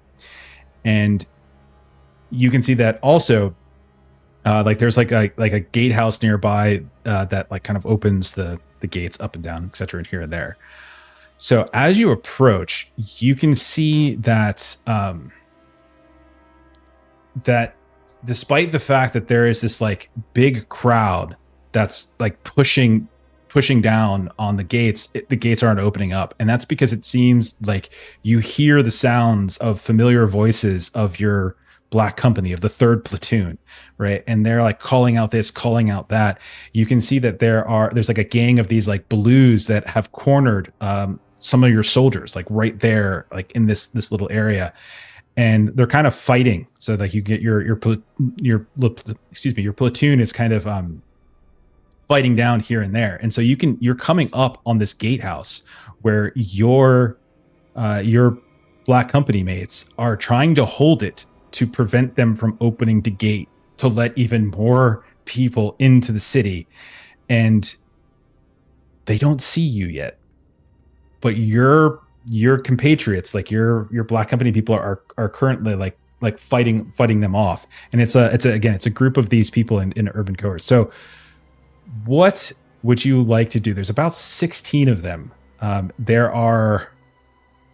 Trying to see. So as you guys approach, I'll just read a little bit to you how it's written. So you can see like the gatehouse itself. There's like this perimeter. They made like a little perimeter. It's not the greatest thing in the world, but they've made a perimeter of like trash, wood, broken stone. It's right outside this locked gatehouse, and you can see that there are about about 12 are no. That you wouldn't see that yet. Sorry. Trying to understand how this is described. Apologies. So I think for us as we're coming up, we probably are going to think that joining in this fight is going to keep Sabine safest. I was thinking the opposite, that we shouldn't put Sabine in danger by joining a fight. Well, I'm thinking But I'm also thinking how to do Yeah, this but work. Yeah, you are lazy. Are fighting. Yeah, I think Big Dog's gonna tell Princess to take Sabine and then join the fight. Take Sabine and join the fight? No, Alright, Ian, Sabine, take you know how to use a sword? Yeah, take her into like the boathouse thing. Yeah, and yeah. Yeah, because if the gate falls, then we're all screwed. So your people are occupying the gatehouse right now. They've made a small perimeter, and you can see that there's like 16 blues that have approached the perimeter. 10 of them are thrusting these long pikes over the barricade. You can see 6 are also shooting crossbows. There's about 8 down as well.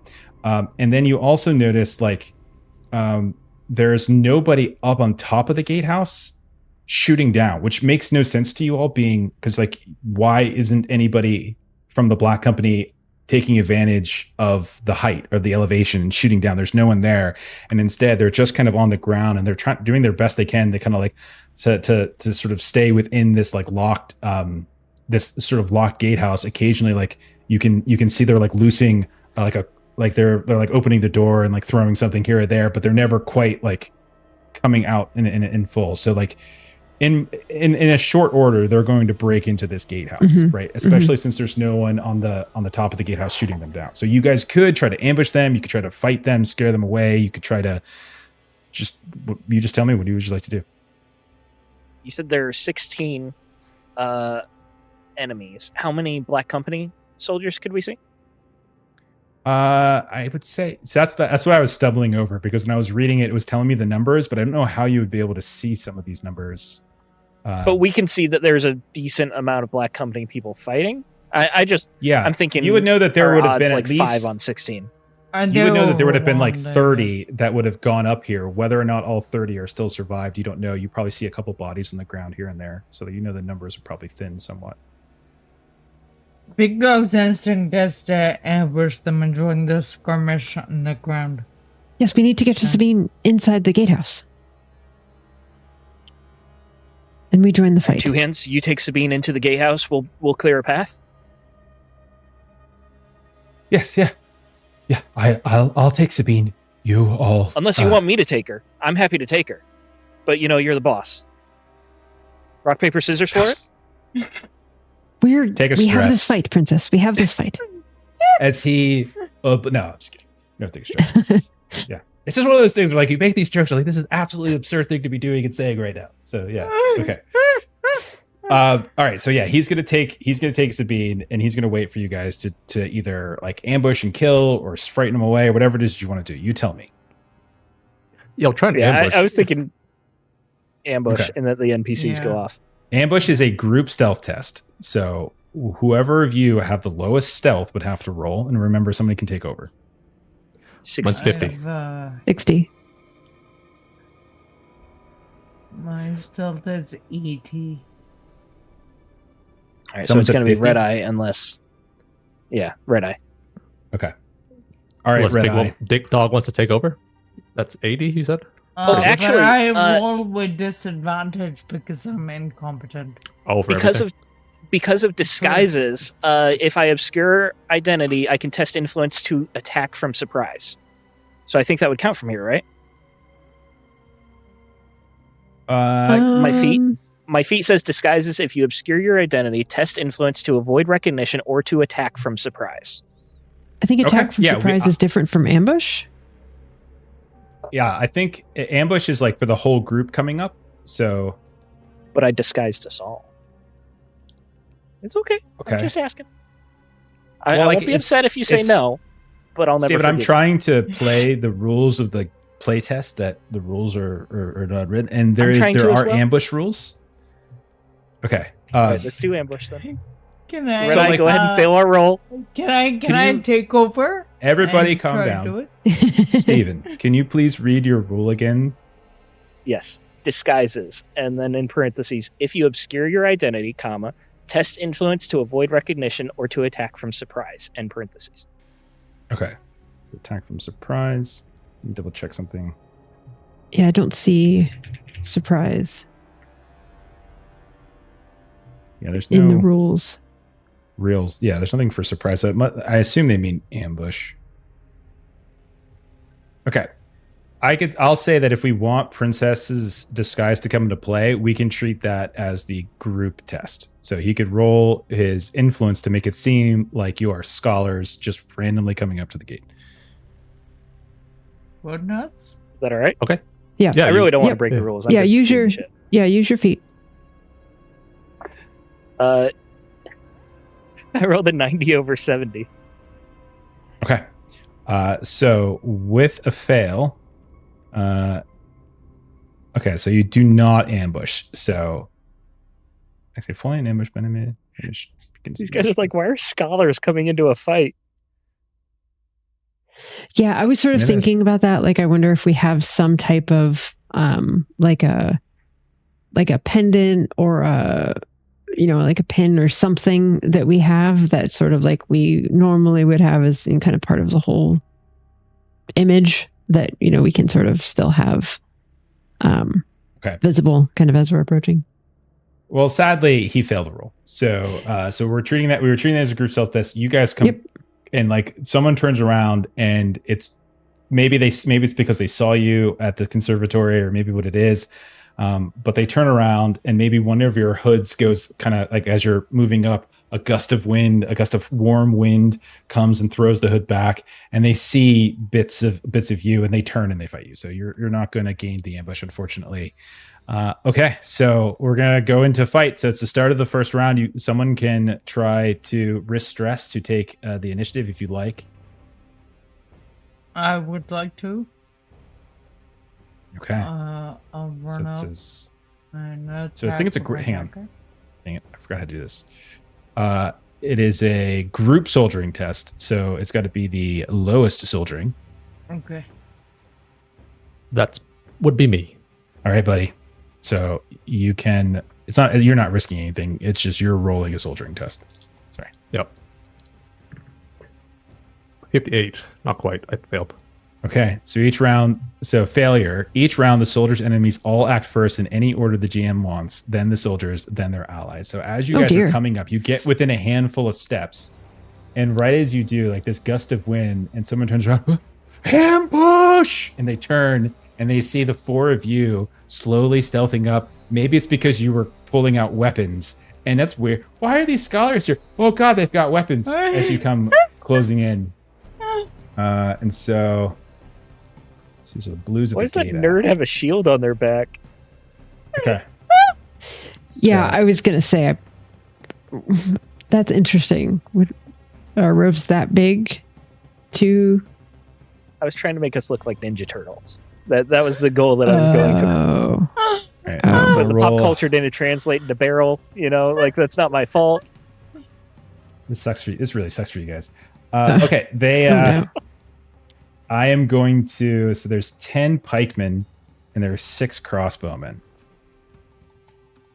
All right, and I'm going to roll luck to see for each of the crossbowmen to see if they have a bolt already loaded or if they need to roll a bolt. So a lot of things. Let's do that. So I'm gonna do that one at a time. First one is no. Second one is no. 69. Nice. Nice. Third one is a yes. Fourth one is a yes. Fifth one is a yes.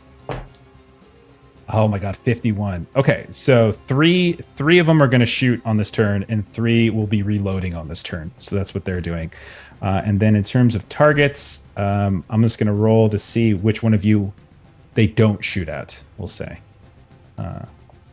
And that's going to be Pops, you do not get shot at. The rest of you do. So start in the upper right-hand corner, Redeye. You can see the crossbowmen just like quickly turn and they kind of fire in your direction as you're approaching. You need to roll a defense test. So this is like agility, luck, or if you have a weapon. So it's up to you how you want to flavor it. Okay. Let's go with the old agility. Try to dodge the shot. Okay. So you just try to dodge out of the way. So you come because they're on the exterior of this perimeter of trash and debris outside of the gatehouse that they're trying to get past. And on the other side of it, you can see that there's like some black company men that are kind of throwing spikes, this and that. 68 is a fail, so I'm hit. Okay, you are hit. So you are maimed. This ignores armor. Yeah, it's maimed and it ignores armor. Ignores armor? Yep. Okay. All right. Now you got to roll a hit location. Yes, you do. And you lose your next action, and you got to check infection. What the heck? Yep, she's got it. All right. Did they I put rolled the location. crossbow bolts Yeah, in go the ahead, you do poop it. from earlier? They for the must infection? have. So the thing with Big infection, dog. so for rules, is you have basically like a period of time to try to roll to get rid of that. Yeah. So It's it hit like me an straight in the hour. abdomen. Right in the admin. Okay, so you take a Yeah. bolt right in the belly, and you are immediately like as they turn around and fire at you. Okay, big dog. And I'm going to say because you guys are sneaking up, they discovered it, and so like you guys aren't right on top of them. They're probably at some distance as they turn and fire. So big dog, how are you trying to defend against this?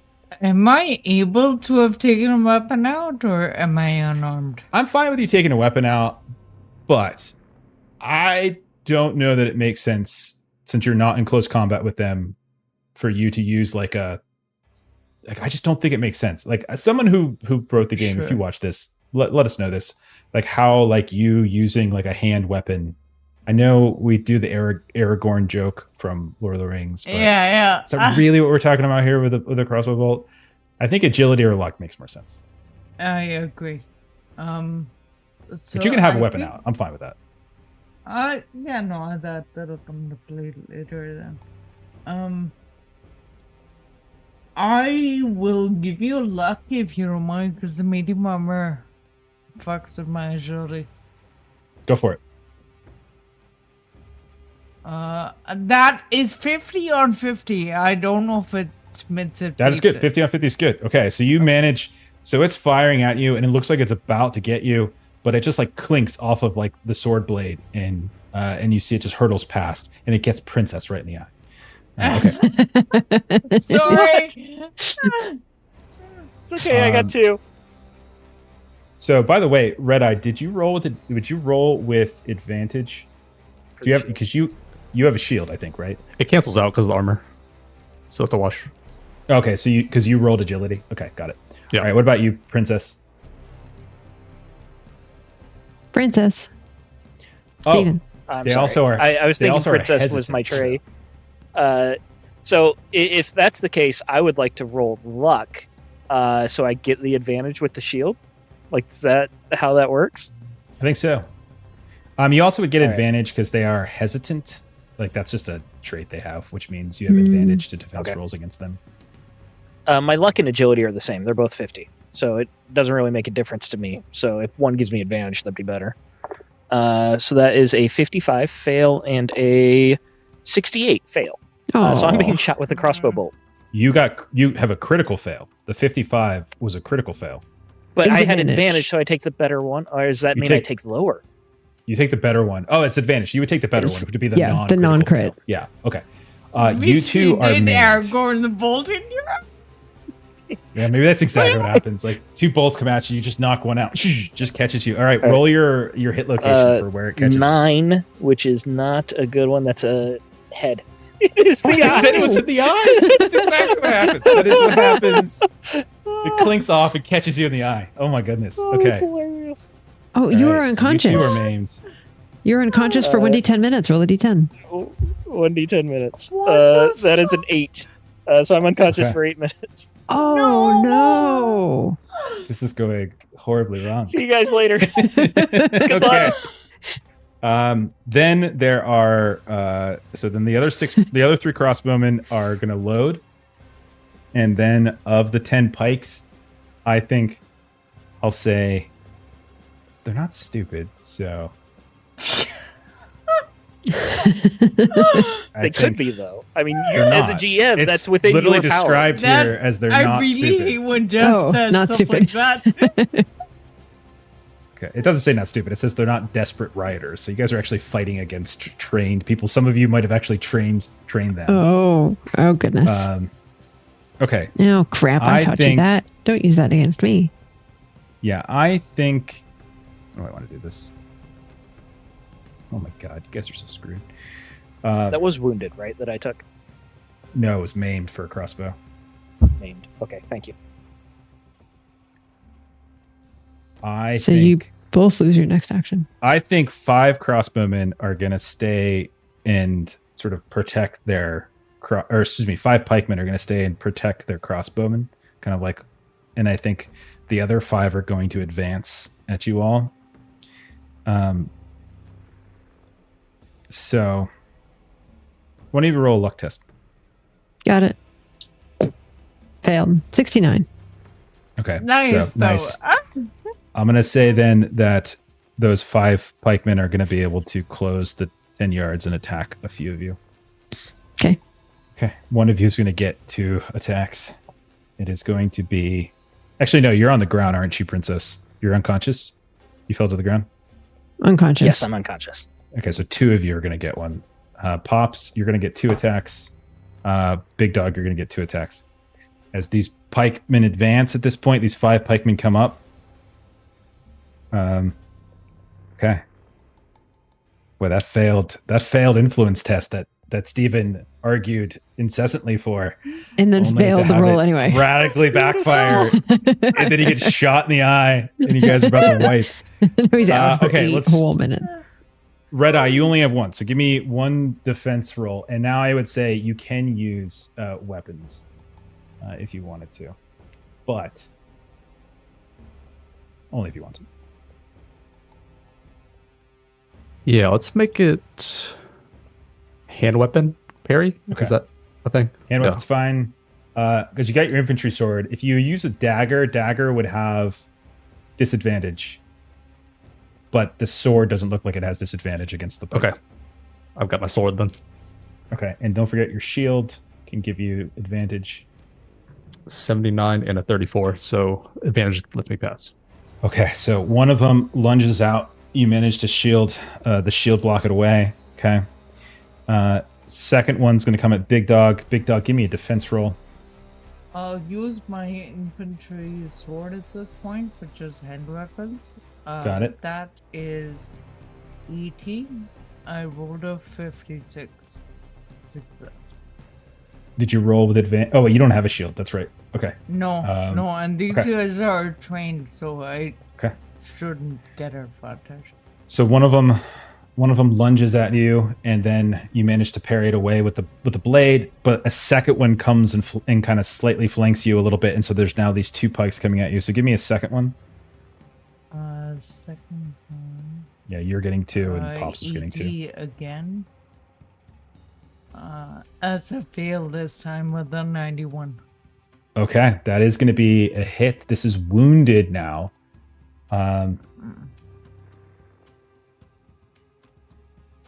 And you have disadvantage against this, unfortunately, because they have the initiative. So you would have had disadvantage on your first one. Roll again, just in case. Sorry. There's a lot. Should I roll again? Yeah, just roll again for the first one. Because the second one hit you, so we're fine. Still 56 is better because I rolled 32 just now. Okay. And So then, I still succeed the first time, fail the second. Okay, so you do take wounded then. But this one does not ignore armor. So your armor can actually help you against pike attacks. Great. So you're using medium armor, which has -2 damage steps. Wounded is... So you basically block it. Cool. Okay. All right, because like wounded is only the second. Okay, good. All So right, I don't mark anything, or do I mark stunned? Medium armor is -2 damage steps. Yeah. And since wounded is only the second step, it wouldn't. Yeah. So it brings it down to 0. Okay. Okay. Pops. I just didn't know if it was 1 or 0. So you're attacking me twice. Yeah.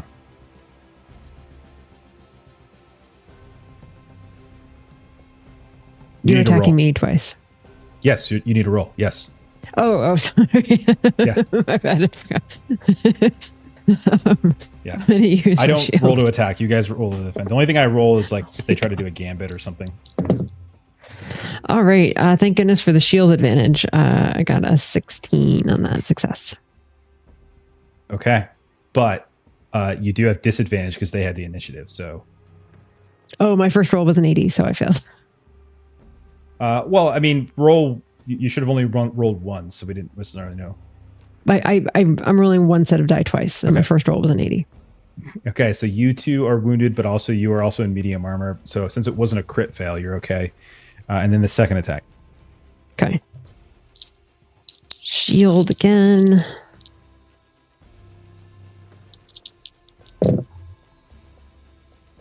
$12 success.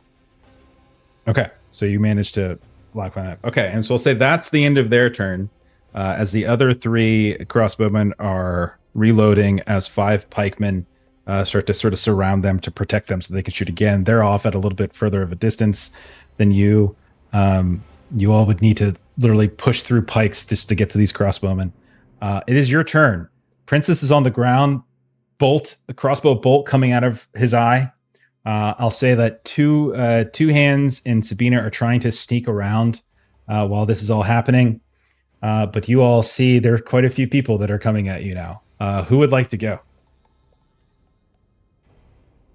I would like to do a... all right, I'm just going to do a simple attack. So I've got these pike people. So I'm imagining with my infantry sword, I can attack someone with a pike. Yes, there's nothing that says you can't. It's a dagger has a negative against a longer weapon, but it doesn't look like the sword does. Okay, so rolling hand weapon. Hand weapon is 80. I rolled a freaking 94. I'm like, this pike is facing right at me, and I think I can reach it with my infantry sword, and I can't. And you cannot. Okay, fair enough. Redeye or Big Dog? My action is lost. Oh, that's right. You got stunned. Was that from a crossbow bolt? Yeah. And that was because you took maimed, right? Took maimed, yeah. Okay, so I have to roll something back for both.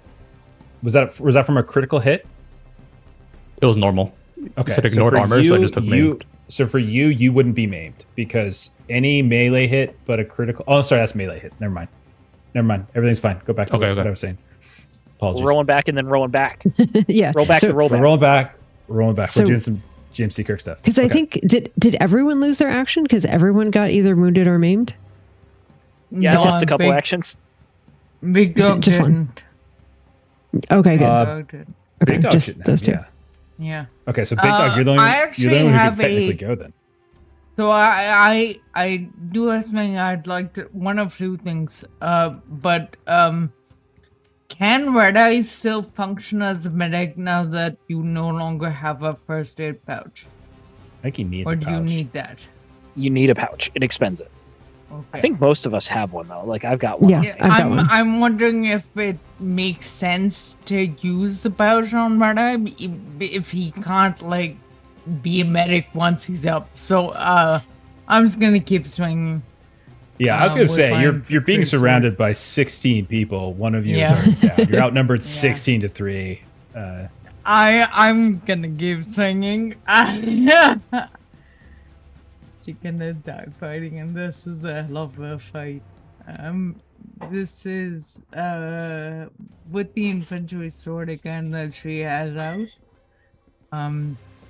I can cross 10 yards on the attack, but They're right I in front of think you. they're right there. Yeah. The pikemen closed on you. There's 2 pikemen on you. There's 2 pikemen on Pops. There's 1 on Redeye. And then, yeah, so if you don't have to rush anywhere. All right, I'd like to attack the one that got me because fuck that guy. Makes sense. Okay, 23 under 80. So Nice. double check to make sure there's no things that you get from them. Any other bonuses? No, they wouldn't have any bonuses. Okay. That's my defense.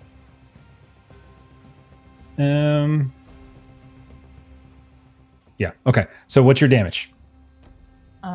Damage is with the infantry sword is maimed.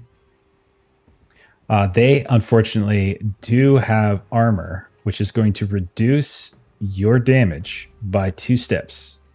So Oh, it's going no. to go from maimed to stunned, Ooh, which this is means bad. one of them will be stunned and lose their action next turn. Okay. All right. That's And my then, turn. okay. And then there are some NPCs who can help you. Nice. There are. Oh, no, they're not. I'm sorry. Because they're inside. It's a shame. All We right. ain't So I'm got going to no say, allies. I'll say roll a luck test, Steven. Hey, that's me. That is a 58 over 50. Oh no. Okay, they do not open the door to help you this round. We go to But the they love top. me. We go to the top of the next round. Second round, they still have initiative because you guys failed. So unless one of you wants to try to take the initiative, I'll try. actually no, I think you had to do that as an action, right? Yeah, it's a combat action. Someone would have Yeah. had to have Okay, done. well they get to go first again. Sorry guys. Oh damn.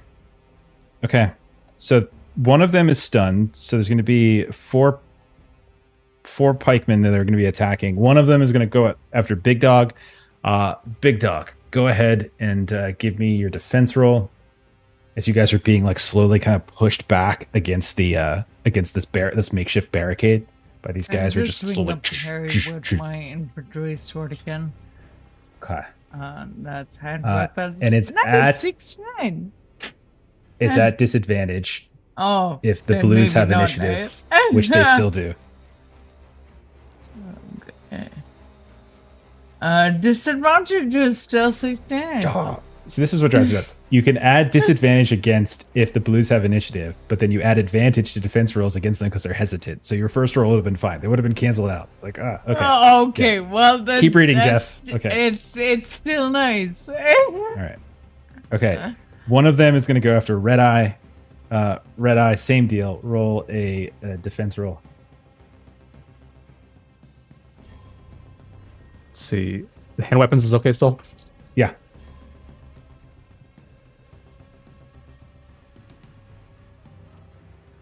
And my shield gives me advantage. So I can roll Yep. twice. Yep. Okay. 24. That's a pass. Okay. So you clunk Uh, it away again. And then pops 2 more at you. So give me defense rolls. Oh dear. Still trying to use my shield. so that I Classic have Black Company advantage. verbiage. Oh dear.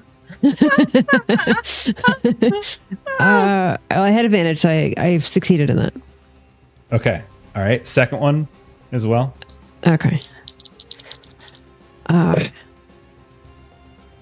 Ooh, I rolled a 1. That's a critical success. It is a critical success, which means that I get to Hell go yes! from distraught down to Stress. anxious. Stress gets back. Yeah. As you've succeeded in And continuing. Yeah. critical success. So you remove a stress step, you take no damage, and the attacker drops their weapon or a wooden weapon breaks. Okay, so you disarm their pike. Their pike clatters to the ground. Okay, so there's one. So then the one that was stunned is no longer stunned after the end of this round. But I still have 3 crossbowmen who are now loading and 3 crossbowmen who are now firing off in your direction. One for each of you. Why not, right? One for each of you? Yay, Should we do equal that? opportunity. All right, Pops, give me a roll. One more.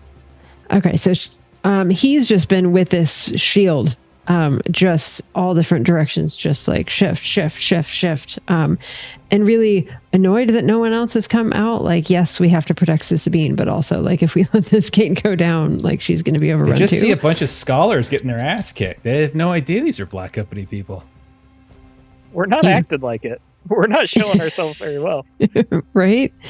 Okay. A 44 under. What am I rolling for? That's Another critical success. It Look at is. you. I just want to make sure what am I Oh, rolling under for my yes. defense. Agility. Agility. That's it. But that would be at disadvantage though because Oh of your no, armor. so it's not agility. So then it would. No, it's a shield. Never mind. Okay. It could have been. Okay.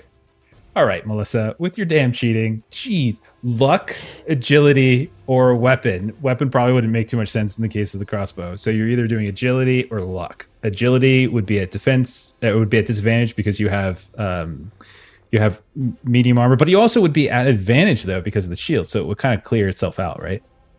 Yeah. Yeah. Okay, so so yeah, let's just So say that I agility rolled is a s- straight roll. So let's just. Agility is straight roll. Since I already rolled at advantage.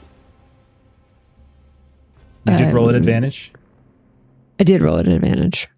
Okay, so we're doing a luck thing. So we're doing my luck. God, Melissa. Oh my dog. Okay. All right. So that's fine. So you critically succeed in your luck test. Okay, that's fine. All right. So critical success. You remove 1 stress step. You take no damage, and their weapon, the attacker drops their weapon or a wooden weapon breaks. Yeah, I'll say like one of their crossbows breaks. It's not completely. It's like partly wooden, right? Right? Yeah. Crossbows are partly wooden. Yeah. So we'll say that. Okay. So that one breaks. Got it. So like they're firing, and something happens in the mechanism that just snaps and like splinters. And so okay, one of them is no longer has a weapon. Okay. Then Redeye, give me your defense roll as a bolt comes at you. Okay, straight agility. Mm-hmm. 57 is a fail. Okay, you take a bolt which is maimed, but nothing. It is maimed. Ignores armor. Since I'm maimed, I take +1 in the damage step. Do you do that? I thought you just took don't think that- whatever. I thought that was under the maimed Let's condition. double check. Let's double check just to make sure, because you might be dead. Hang on. Everybody calm down. If you're maimed You and take you're hit, damage, and you take damage. Okay, so compare your current damage state to the new damage state. The new damage is worse. That is your new state. Your current damage state is worse. That remains your damage state. Doesn't say when you're tied. What's your current? Guys, I'm maimed at the moment. so multiple Compare your current damage maimings. state. So multiple maimings. Oh yeah. Yeah. So then you have 2 or more half speed penalties, gives you a quarter speed, and with 2 or more sources of disadvantage for the same skill, then you're at dire disadvantage. Okay, so he is maimed a second time. Wait, can I get Multiple maimed the maimings? second time? I thought I get. Yeah. Wait, is maimed the highest damage? No, Dying it's is the not. highest. Dying is. Dying So wouldn't I is- be dying if I took a maim? It doesn't actually stack. You just are maimed twice. Yeah. Yeah, you're maimed And there's a twice. section It does stack, it specifically for doesn't multiple expand. maimings. Yeah, but I'm confused about the take +1 damage step from every source of harm. That's what I'm. Oh, that's right. Oh. You're right. Because of maims, take +1 damage step from every other source of harm. So yes, this would be dying. Thank you, Lon. That's good. I see what you mean. Okay, you're dying, dude. As a bolt maybe catches you. I don't know. Roll a hit location. See where it Okay. catches you. This one got me in the left leg. Arrow Okay, to the gets you in knee. the left classic leg. one. Yeah. So you collapse down. Maybe it kind of catches you like in the femoral or something like that, and blood just erupts out of it. Okay. So you are dying. You're incapacitated or unconscious. GM's choice. You roll luck to stay alive. Did we do that for? Did we do dying effects for Princess? He's I'm not not dying. dying. I'm just unconscious. It I was, got hit in the head, but I'm maimed. it was a, Okay. it So was a Redeye will be named doing the headshot. dying stuff. Okay. So Redeye will be doing the dying actions, though the dying effects. You can take no action if merely incapacitated, and you are you are prone to screaming but can observe things and speak. The GM agrees. I'm fine with that. First aid with a successful medicine test changes dying to maimed. While dying, you must roll luck once a turn. After one success, you need only roll once an hour. If you gain the dying state from a hit to the head, each luck roll is at a disadvantage. You are slain with 3 failures or any crit failure, you die. You are stable with 3 successes or any crit successes, change dying to maimed. Okay. Got it. All right. We're trying out All right. all the different kinds of rules. Big dog. I'm gonna roll luck. Okay. Feel with 53. Ah, Okay, well, you also are maimed. Okay. Yeah. As a If bolt they have hits the you. same crossbow I do, it ignores armor. It does. This does ignore armor. So, yeah, you have a crossbow. Yeah, Probably should have busted that one out at some point. I should have. Maybe I should have. Roll a d10 to see where you're maimed. 6. Abdomen. Gut shot. That's what you get. Okay, so you get one in the gut. Okay, so you have strength disadvantage and you're at half speed. Okay, I think that's it. That's my turn. All right. I think everyone's gone. Redeye is dying. I didn't go. This is your guys' turn. I'm sorry. I didn't you're get out. to go. You're unconscious, right? I mean, I am, but I didn't get to go. I was just saying. Redeye is dying. So Redeye, give us a luck test. All right.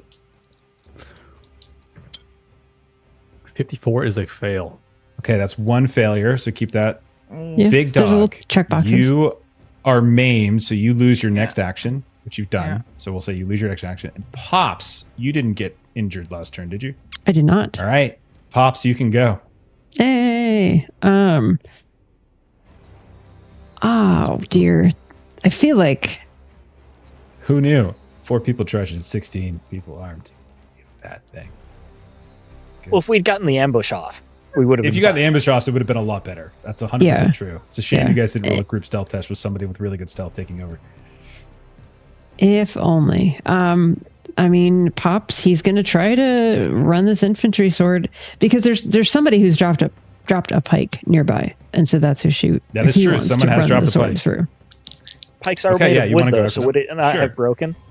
I will It's a say metal take advantage on that. pike. Take advantage on that. So take advantage on this attack since they dropped their weapon, and so they're not necessarily like all they have now is their hands to try to stop. All right, that is a disadvantage for success, regular success. Let me make sure. Okay. So infantry sword is yeah. maimed. Okay, so maimed.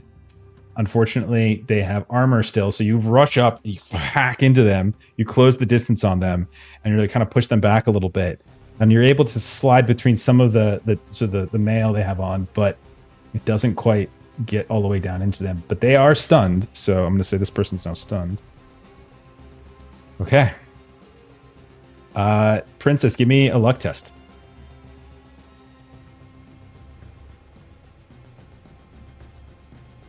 That's a 98 over 50.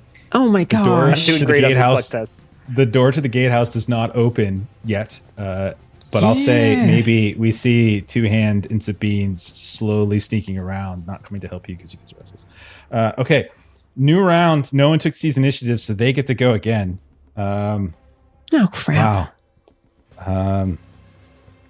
Keep This is forgetting about that. crazy. So I've got one stunned person with no weapon and 5 pikemen that are attacking and 3 crossbowmen that are attacking. Okay. Ooh. Red Eye's already dying. Who cares about Princess? This is going to see who gets attacked twice. It's going to be Big Dog is going to get shot twice. So I need 2 defense rolls from the crossbowmen. Okay, yeah, I'm gonna give you 2 log tests. This is a slaughter. Yeah, I'm thinking it's not looking very good. First one's a fail, 85. Okay. Second one's a crit fail, 55.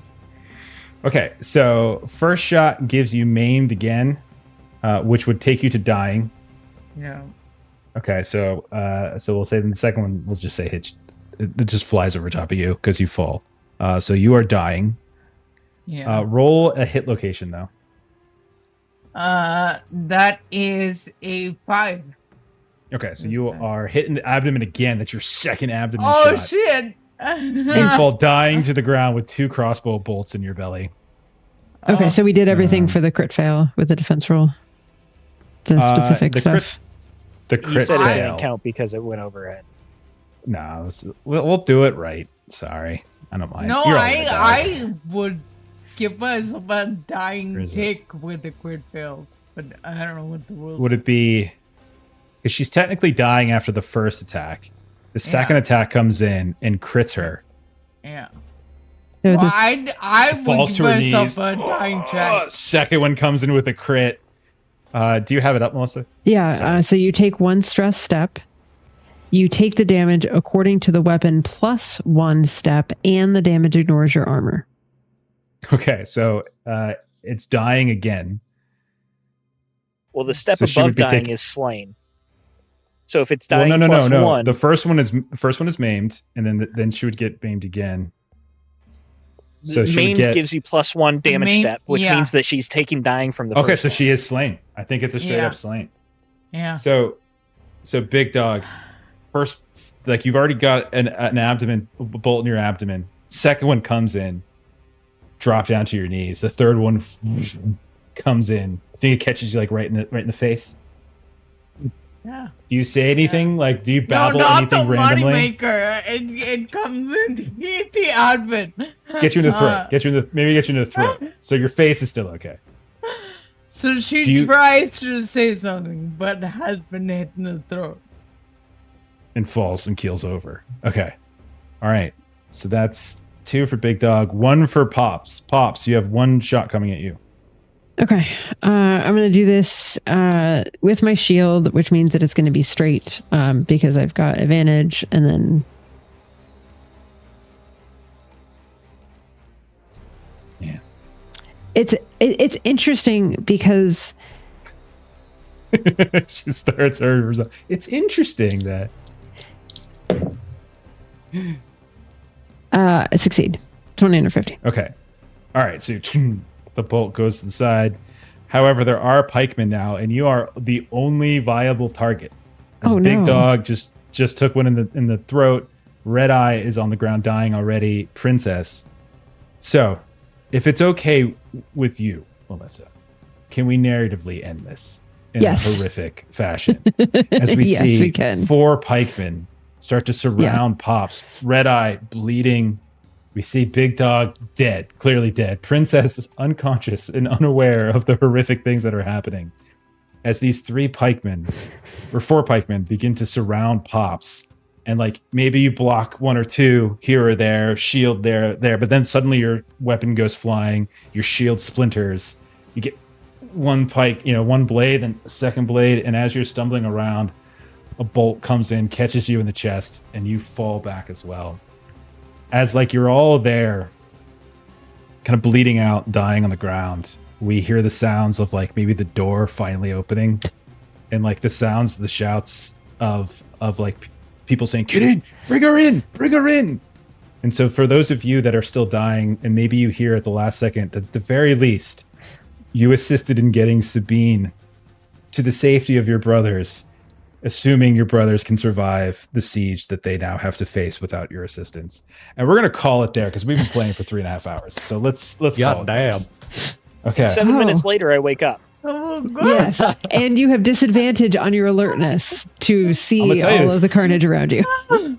There is precedent in the Black Company books for somebody to be still alive after being buried underneath a pile of corpses. So there's precedent. Princess could be alive. Roll a luck test, I'm Princess. alive. Roll a luck test. I've been doing so good at least. I've been doing so good at You're least. due. You're due. You're due a good one. You're due a 63. good one. No, he's dead. Not that one. What about my dying? They finish me off or leave me be? Yeah, you go ahead too. Yeah, you go ahead and too. Finish your dying. Let's see how it goes. All right. That's an 84. I got one more chance. Oh. Okay. That's a 71. I died. You're dead. You're so dead. Okay. All right. Someone came along and just stabbed everyone to make sure we were all Oh, that's amazing. Get a TPK, Jeff. I think you may We did. I mean, to be fair, I don't know if I played some of that right. And they are in progress rules. I want everyone to remember this. They are in progress. Things are going to change. Don't worry about it too much. So we'll kind of see what kind of changes and updates they make during the process. But That was I a ton of had fun. Yeah. I don't know about you so guys. much fun. I had a lot of fun. I really enjoy yeah. Delta Green rules from the perspective of like extra chances for the crits with like the crits doubles. stuff. Like For sure. really Doubles. enjoy that. For sure. Yeah. Yeah, I love it so much. It's one of my And the favorite stress, things. Like it's a double above, really- like crit above. Like it's a really interesting push your luck with the stress of like it's a short track, and so you can go real quick from like, well, I'll help with this, or well, I'll give this a shot, and then suddenly is like, so Black crap. Company, like things turn on a dime. Which is dope. Well, I'll tell you this: all you guys needed to do was kill 2. Like if you guys would have killed 2, they would have ran. You didn't have to kill them all. Say They're that, stupid. Jeff. What were you guys doing? All you had to do was kill 2. All you had to do was kill 2.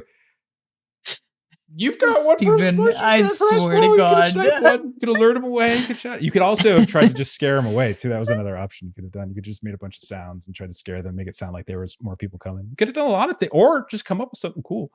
Unfortunately, we just only had or just whatever roll Steven came better. up with. So, you know.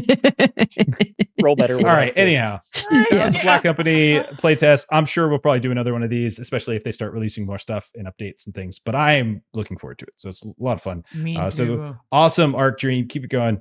It's great. We love your stuff. You're great. Let's go ahead and do some closing plugs. Let's get on out of here. So, Steven, Maitre, where can we find you on the internet? Mine's biggest games on YouTube where I make system agnostic or multi-system content that centers the human player space that you should check out if you feel like checking that kind of thing out. Phenomenal. Steven, you make games. Yeah, I made a Weird West action horror game called Huckleberry. It's Hellboy meets Tombstone. It's a lot of fun. We did very well on BackerKit, which means we are going to be releasing physical books soon. You can pre-order them at huckleberryrpg.com/preorder. Fantastic. As for us here on the channel, next stream up, probably Monday when we do some of my game, my We're in Danger game. Tuesday, we're off for the rest of the holiday season, but we'll be back with something probably in January. Thursday next week, we've got some Legend in the Mist. And then Friday, I don't think we have anything on Friday. And then next Saturday, we should be doing some Call of Cthulhu. So next week, Monday, Thursday, Saturday. All right. We're going to raid our friends over at Ticking Time Bob Gaming. So have a great rest of your night. We'll see y'all later. Bye-bye. See ya. Bye.